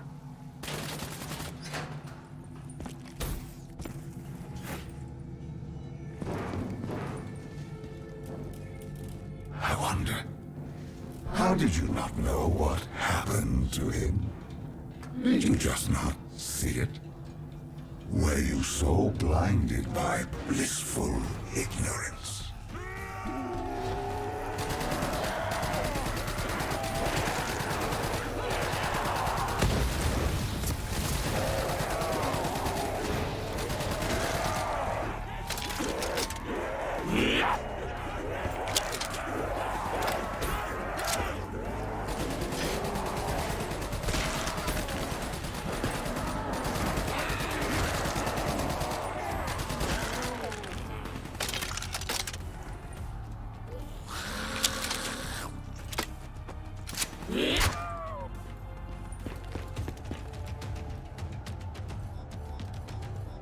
Kane set the Deads to overheat. Egyptian army VTOLs would join the fight in a few minutes. And John Taylor? He was in a detention center on the 90th floor, just waiting. He could have left at any moment, but I was waiting for you. fuck you.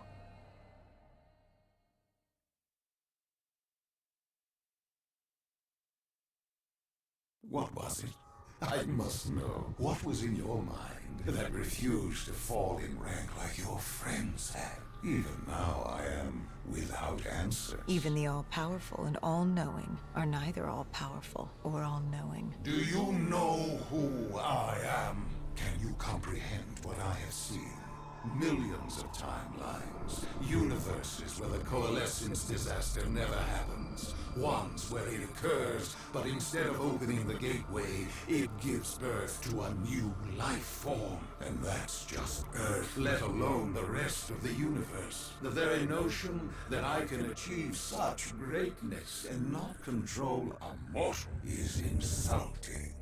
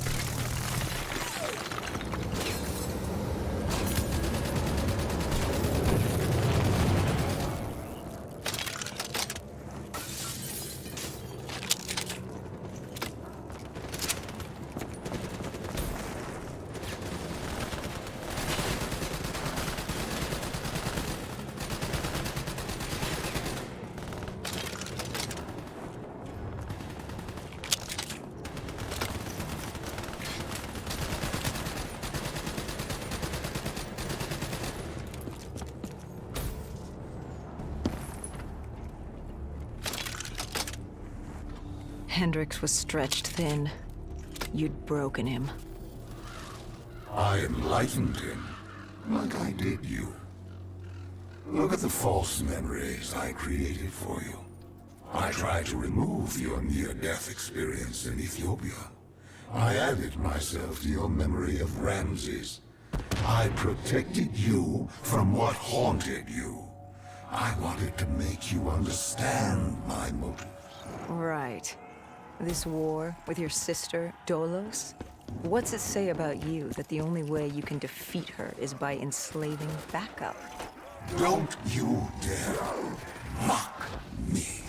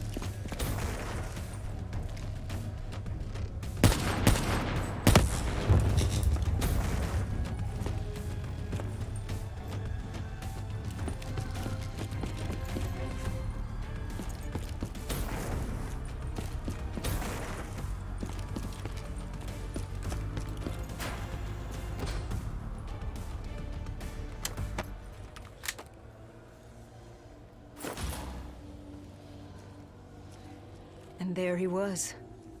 John Taylor. The last 5 years, boiling down to a single moment. And you hesitated. You could have killed him right there, and you hesitated. After all these years, running from failure, and you couldn't pull the trigger. You had what you wanted right in front of you, yet you stopped. What was it? Why stop now when you were so close? Was it compassion? Regret? No. It was Hendricks. He tried to talk Taylor down, get him to change his mind. And for a moment, I saw the light return to Hendricks' eyes. I saw him. This is one of my last memories with Hendricks before what happened. And watching Taylor walk away as Hendricks pleaded, I saw the inevitability. We weren't going to win this war. But as always, you pressed on. This was the world we made. What else were we going to do?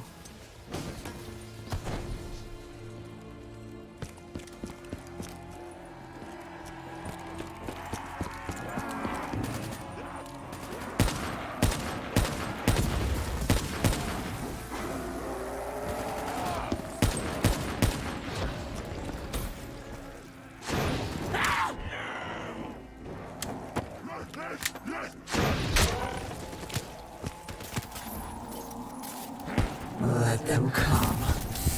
Like puppets on strings. What choice do you have, Dale? This is the world you made for yourself.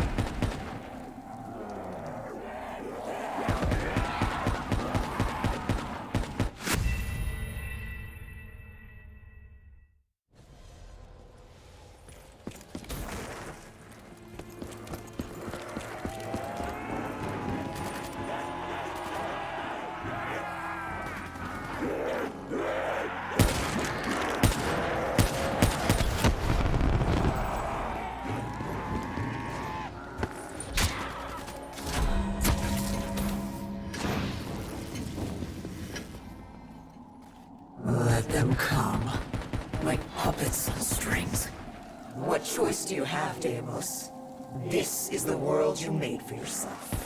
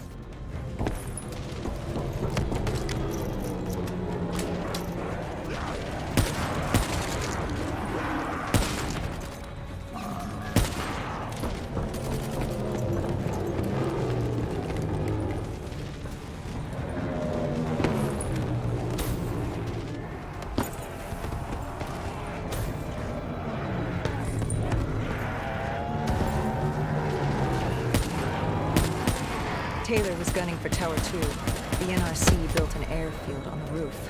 It was his way out of Cairo. The Egyptian army moved in to offer support as we moved across the sea bridge.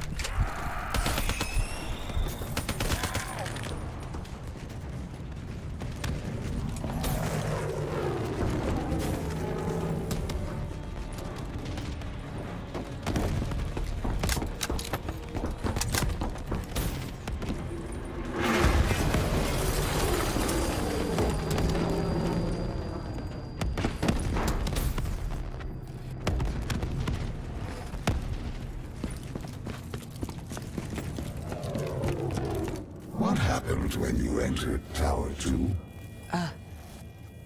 Another malfunction. My DNI.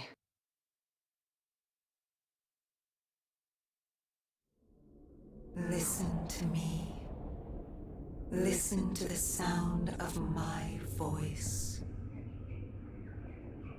I need you to trust me. Let him win. The only way to defeat Deimos is to let him win. You are more powerful than he can imagine. You can still save them. You can still save everyone.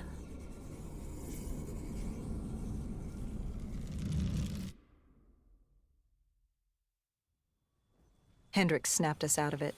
Tower 2 was an inferno, an abandoned robot factory crawling with malfunctioning robotics and the undead. We had to move.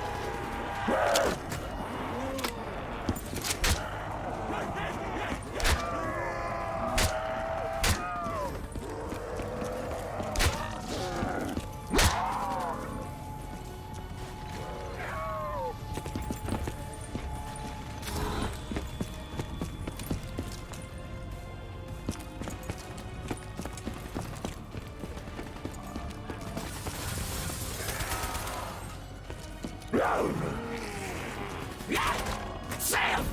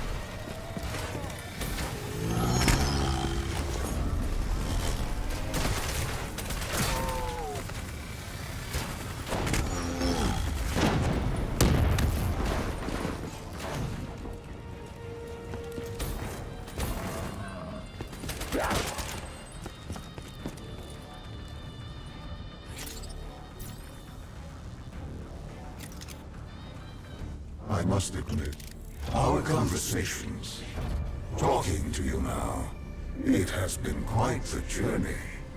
Even now, you still resist submission. I don't think I've ever met a human like you. You certainly are unique. You really gave humanity a fighting chance. By this time, you knew I was baiting you, waiting for you. I had no need for Hendricks. He wasn't interesting. I wanted you.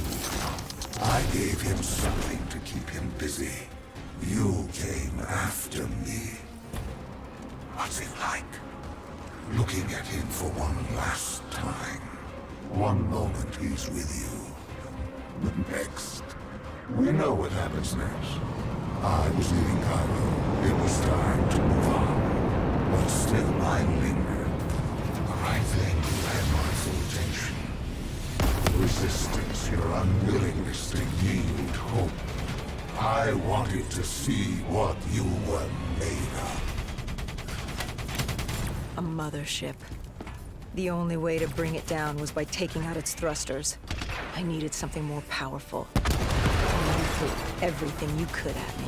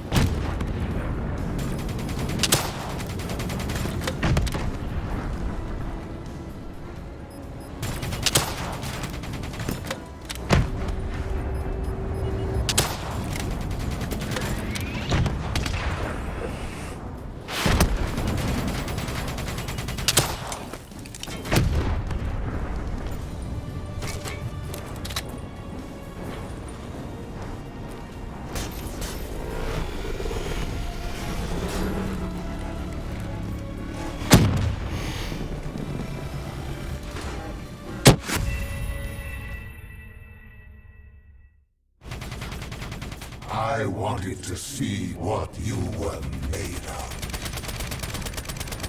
A mothership. The only way to bring it down was by taking out its thrusters. I needed something more powerful. And you threw everything you could at me.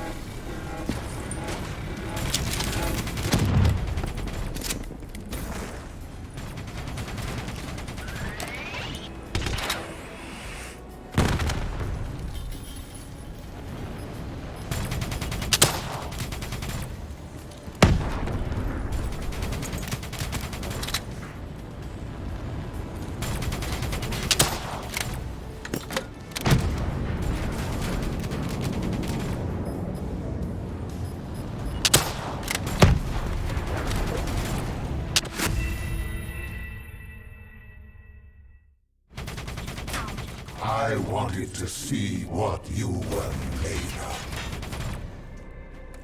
A mothership. The only way to bring it down was by taking out its thrusters. I needed something more powerful. And you threw everything you could at me.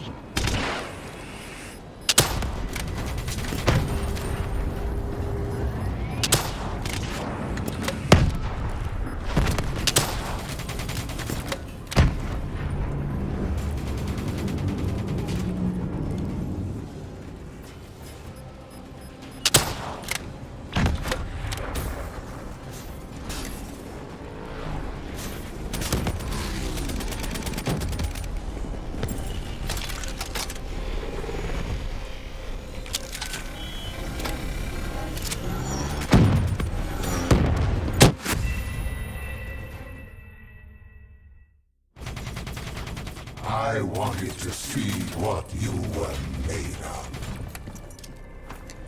A mothership. The only way to bring it down was by taking out its thrusters. I needed something more powerful. And you threw everything you could at me.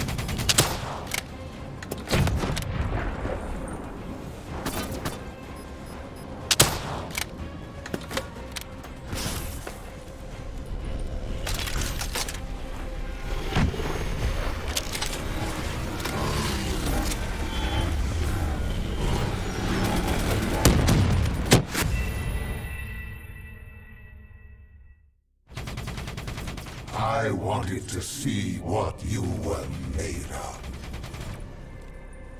A mothership. The only way to bring it down was by taking out its thrusters. I needed something more powerful. And you threw everything you could at me.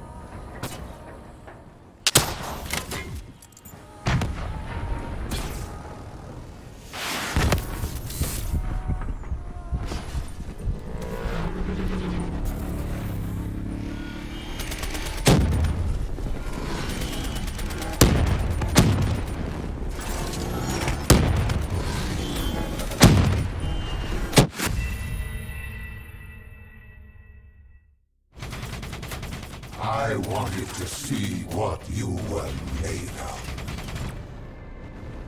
A mothership. The only way to bring it down was by taking out its thrusters.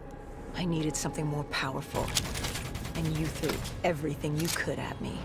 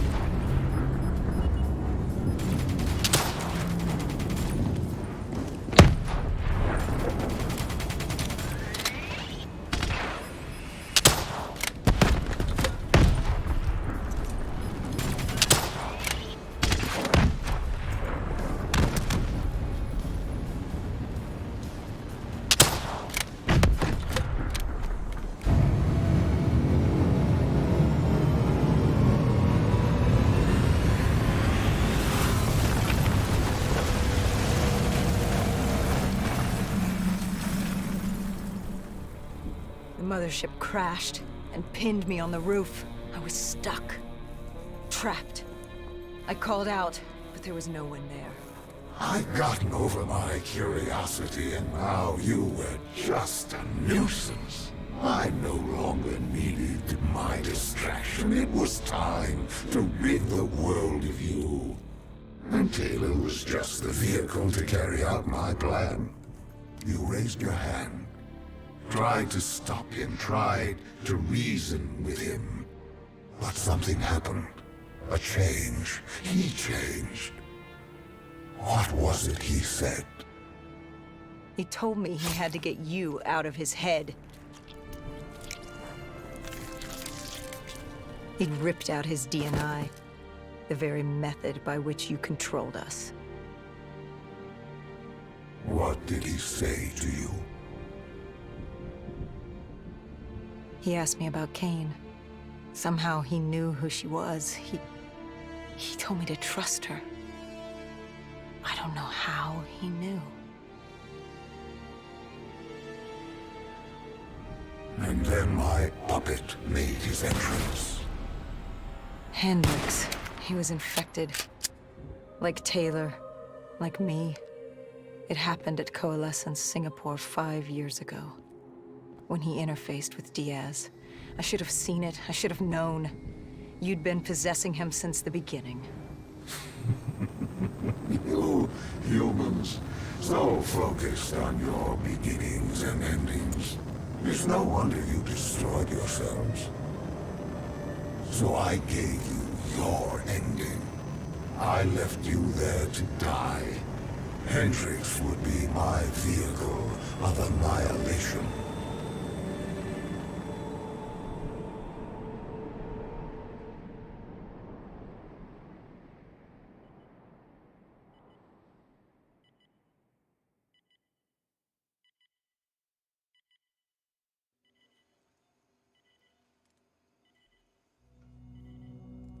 But your guardian angel, she wouldn't let you die.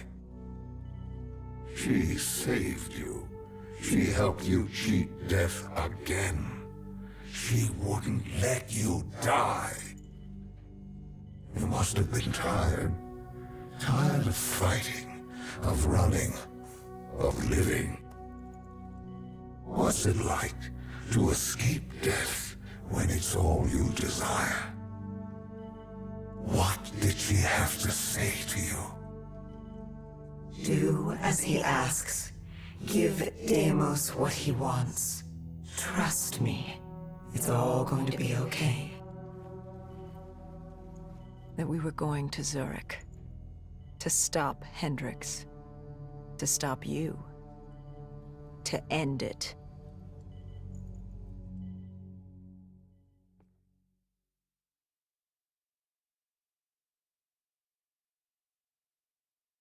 Humanity has outstayed its welcome.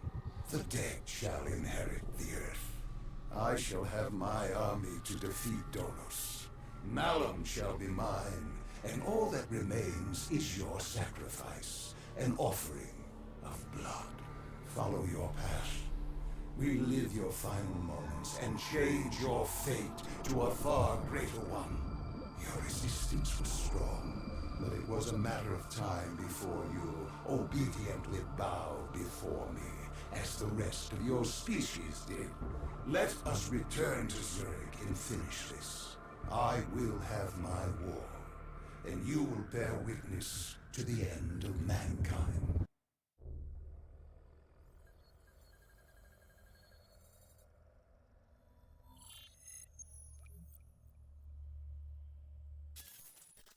With Hendricks as my vehicle, I stampeded towards Coalescence, leaving pandemonium in my wake. Zurich was one of the few remaining standing cities. With control over my undead army and the city's robotic security force, I decimated it in hours. I needed to separate you from your guardian angel, Kane. I didn't have control over her, and she was pulling my power from you. That would come later.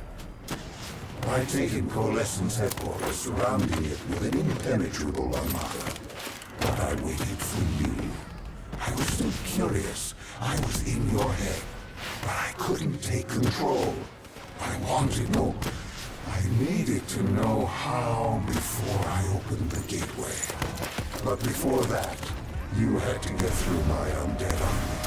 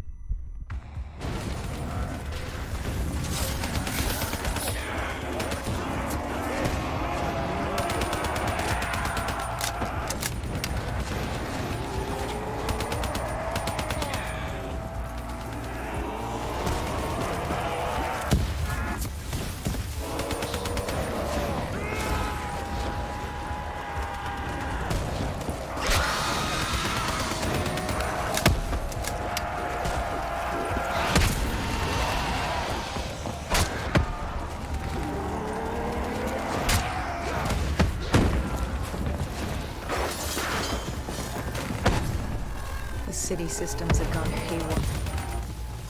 Brains, power, anything connected to the grid was now a weapon at your disposal.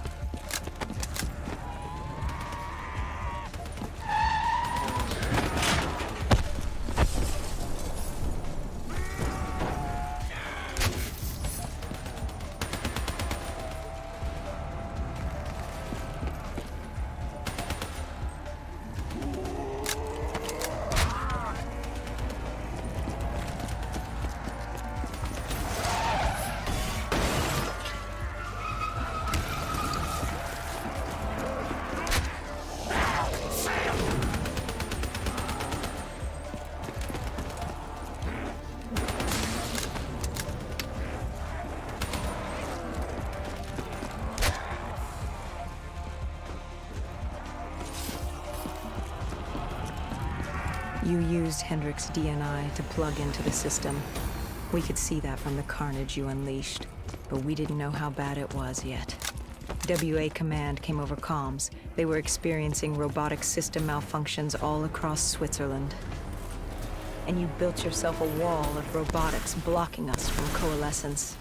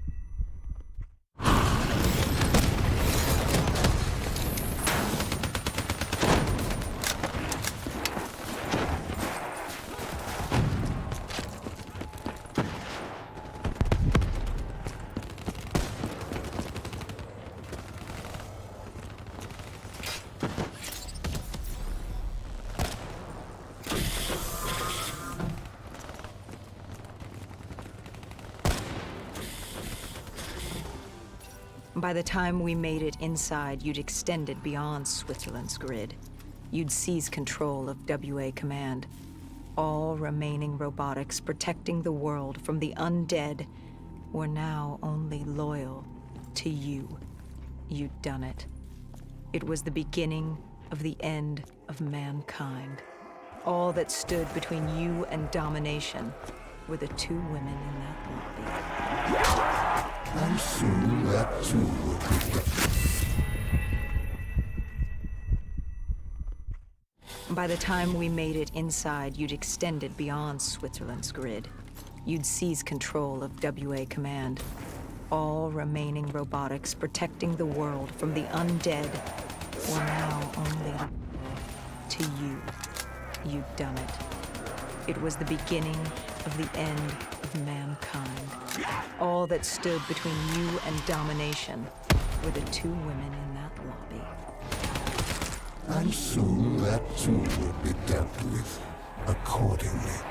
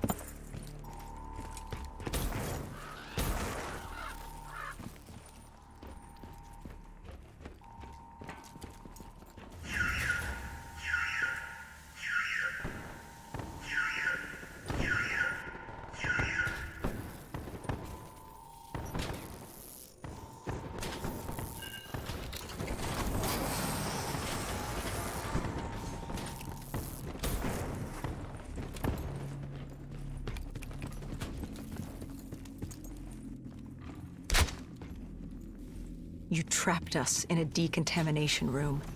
You released this chemical. 6115. The virus that caused the outbreak in Singapore.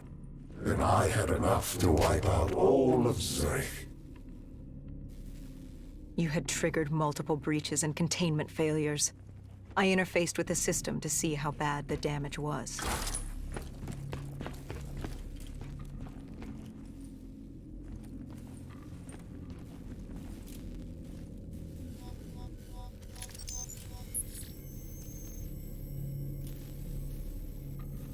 And Kane acted as I predicted. She sacrificed herself. The room was flooded with 6115, and the system reset was in there. But wait. No. There was a problem. What had you done? You lied. You tricked her. There was no breach. She sacrificed herself for nothing. I ripped her from you. She could toy no more in my affairs. The dose I gave her wouldn't even turn her. It would simply kill her. I will never understand your species. You sacrifice yourselves for so little. Look at her. She gave her life for something that would amount to nothing. You tie yourselves to emotions, forcing you to act impulsively, without considering what could happen. You give your lives because you believe there's something to gain, as if a heavenly body would fall to its knees and worship you for your good deeds. Keep moving. You're almost there. Do you remember this place? What happened here? You found Kruger, the one who rebuilt Project Corvus. It was time to open the gateway, and Kruger was proving difficult, unwilling to fulfill his task. But he was equipped with DNI like yours. There were easier ways I could persuade him. I could become him. I couldn't let you. I told Hendricks to stand down, or I'd take him down myself. You were desperate to convince him to open the gateway. You were relying on me being unable to shoot my friend, but I eventually did. We shot each other. I bled out on the floor and died, with Hendricks, stopping you. But now you will shoot first. Change the memory. Don't wait for him to turn on you. Kill him. Change your fate. Let him win. Everything will be all right. Good. Now sacrifice yourself. Open the gateway. Do as he asks. Let him think he's won. Offer yourself to him. Wait. What? Where am I? What is this place? Hendricks? What are you doing here? Where are we? What the hell's going on? I can't hear you. What are you saying? Why can't I hear you? Humans have no voice in this place, and how could they? But as it happens, this is not Hendricks, merely a reflection of your consciousness. It's how our realm manifests itself to mortals. How is this possible? What did you do? Deimos? What's happening? Why don't you ask your friend? Maybe Hendricks can explain it. He won't speak. He can't speak. Of course not. Of course the mortal cannot speak. Their voice is meaningless and insignificant. Why would we cater to their wants and wills when they shouldn't be here? Where is here?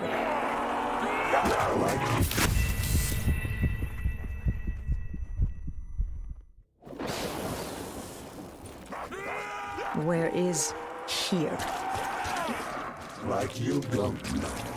Now you choose to play dumb with me. Do you even know what you've done? Where is Kruger?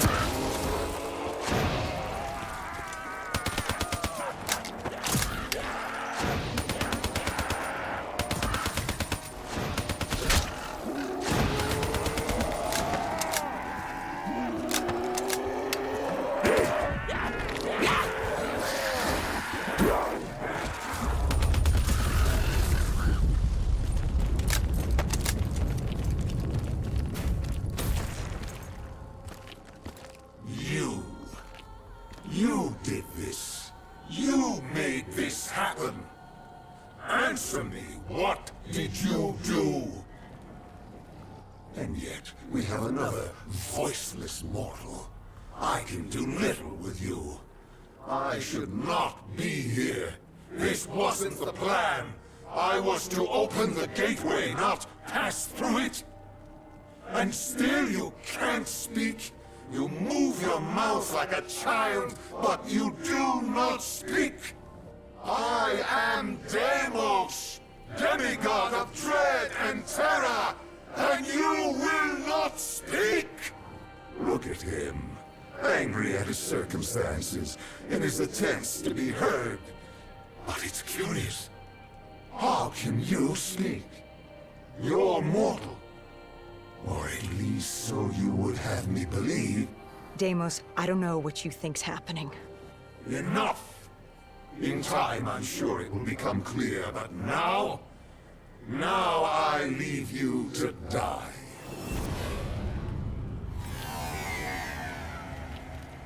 Hello?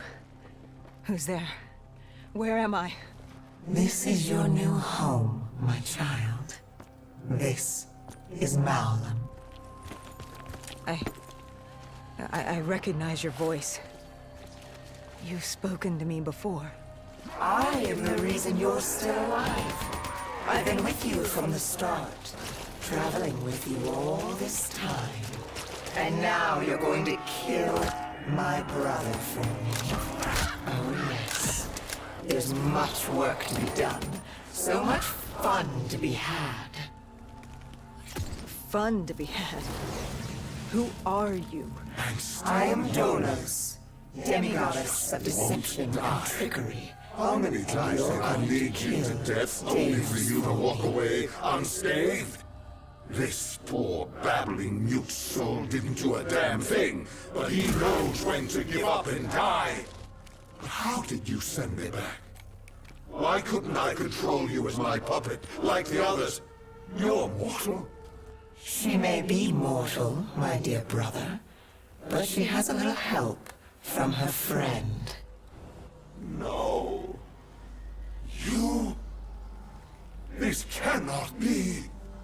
What have you done? I've ended your little reign of terror over humanity. The time of the dead is over. No. No! No! No! But Deimos, I thought you'd be happy. I've brought you back home where you belong. I must be confused.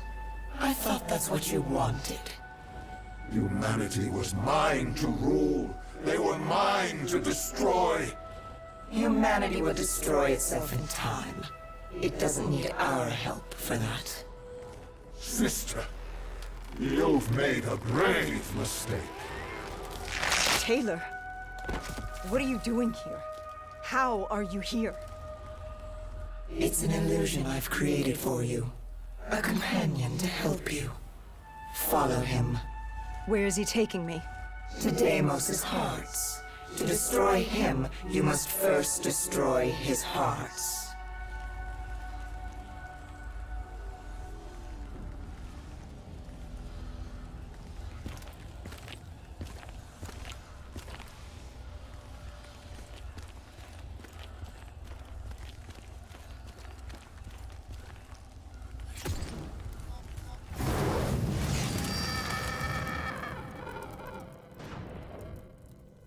Deimos?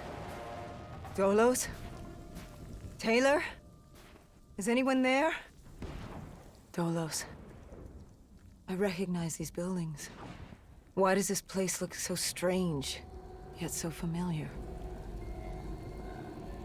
Malum is a realm beyond conceptual space and time. It manifests as a reflection of the individual. This is your Malum. Follow Taylor. He'll take you to the heart.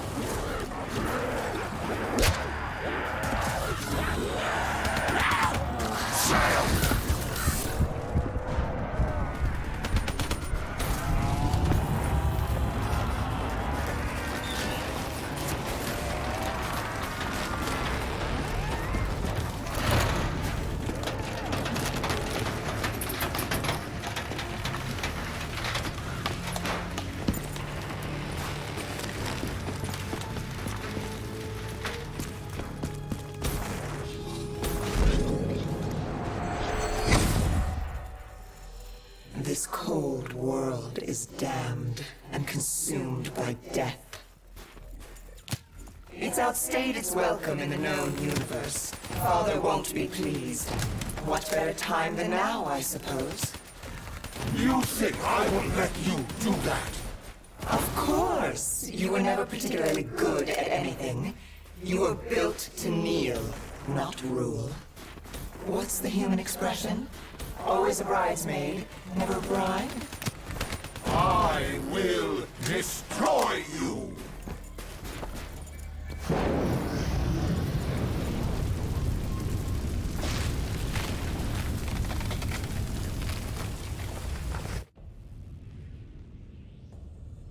I arrived on Earth with my brother. I lay hidden in shadow. Deimos never knew, but he's a simple creature. He's concerned with revenge, power, violence. He wanted an undead army just so he could kill me. How boring. And I was content to let him think he'd won. So I sat back while he consumed all of Earth.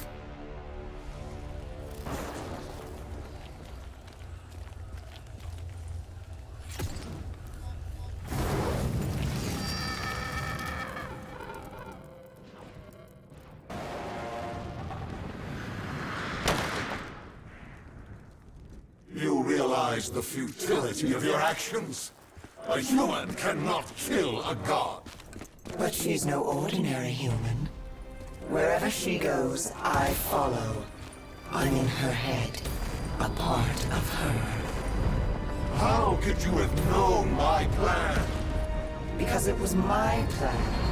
I watched her in coalescence, saved her in the aquifers, guided her through battle. This entire time, you've played into my hand. It's a pity she won't live to see me kill you.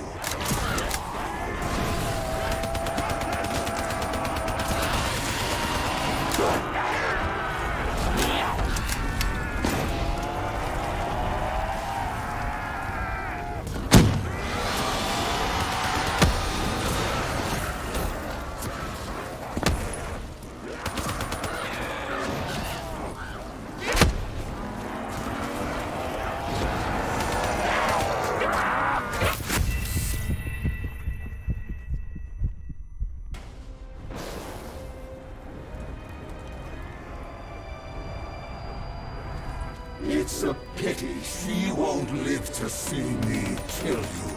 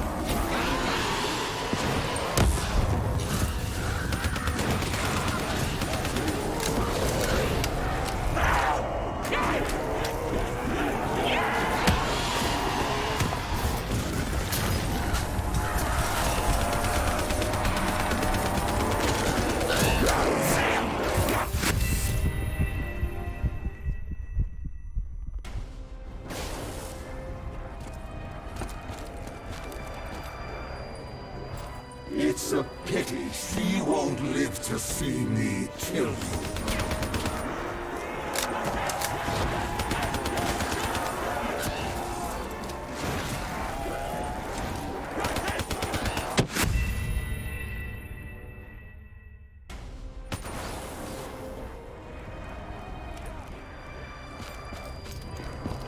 It's a pity she won't live to see me kill you.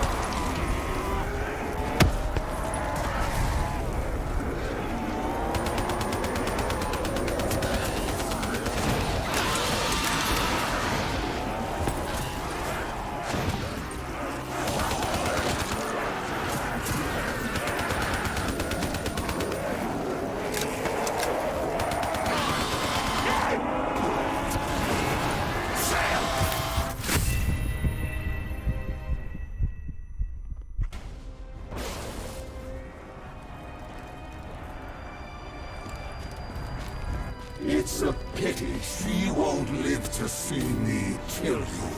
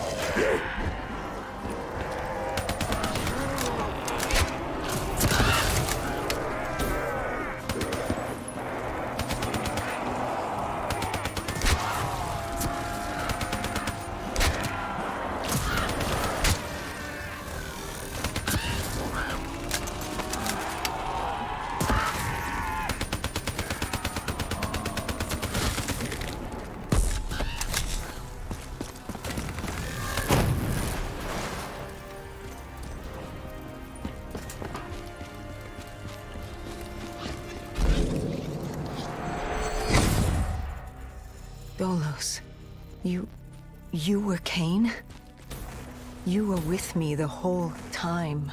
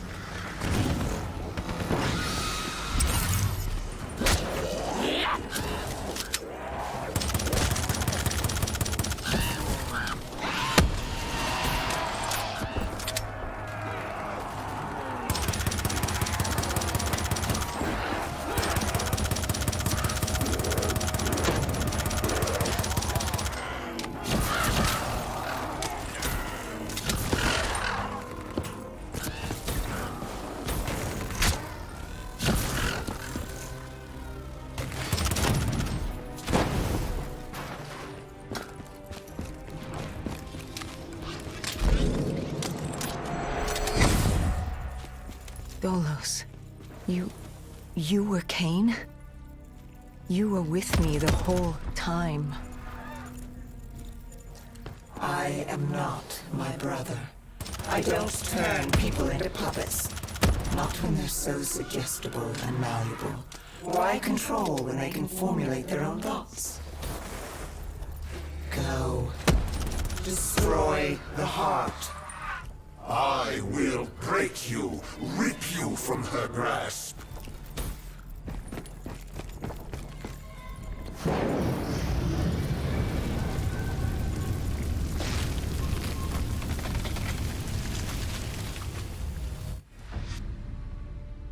Taylor found us easily. All it took was for the Doctor to create the disturbance.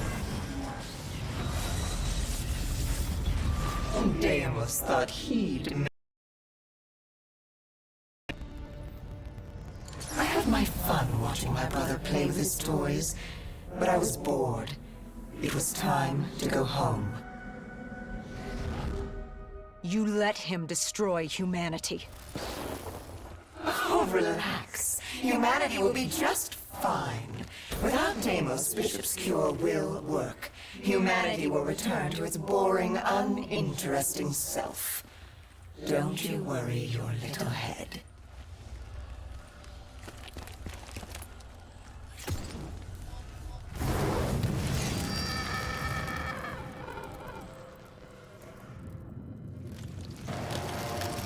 You know, even if you kill Deimos, you can't go home. The gateway to Earth is sealed. You're trapped here. I hope that's not inconvenient. If killing that fucker means damnation here, I'll take it. Oh, I think you and I are going to get along just fine.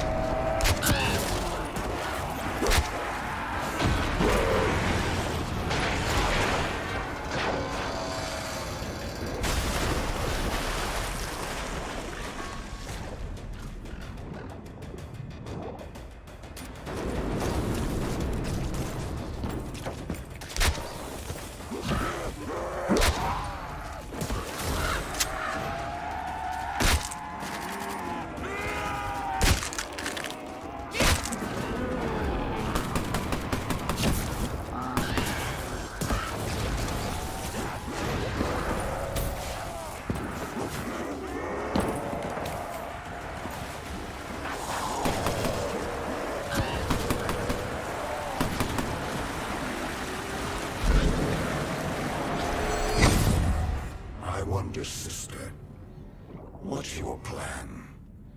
After you kill me, who's next? Our father? The king on his fiery throne? Cronus, Proteus, and Hybris, Chiron? The four brothers of the Great Sea, the mirrors of Perseus. Where does it end? Will you kill all of Malum over that thing? That human? Oh my. Now that you mention it, I hadn't thought of that. I guess I'll just have to kill all of them. Run! Run while you can, little brother! Deimos did exactly as I had hoped. I knew, given the chance, he'd turn all of humanity into his army. Only then could I take him home. But to open the gateway, he needed a human sacrifice. Just as the test subjects were sacrificed to open the gateway in Coalescence. A blood offering. You. You know, he's not wrong. You are strong. Stronger than any human I've seen. You force yourself to carry the weight of the world. You use it. It motivates you. You're driven by the need to do better. To improve on what you once were. What's more human than that? The drive to do better. To be better. I won't let you do this. We're not finished. She's burned your hearts. You're already weakening. Once she destroys your soul, it will be complete. What choice do you have, Deimos? This is the world you made for yourself. I cannot be defeated. I won't be undone. I can't. Why won't you just die? This is your chance! Let's see what a mortal can do! Do it! Kill him! No. I am Deimos, demigod of dread and terror! Oh yeah? How's this for fucking horrifying? Wait. This is Zurich. You said I couldn't come back to Earth. Right now, we've got bigger problems. Why? Because we killed your brother? Heir to the throne of Malum?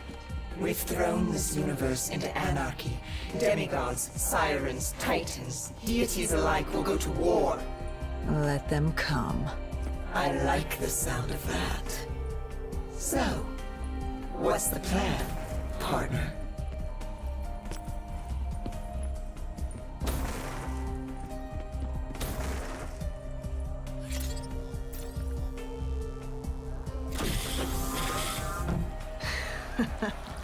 We kill every last one of these motherfuckers.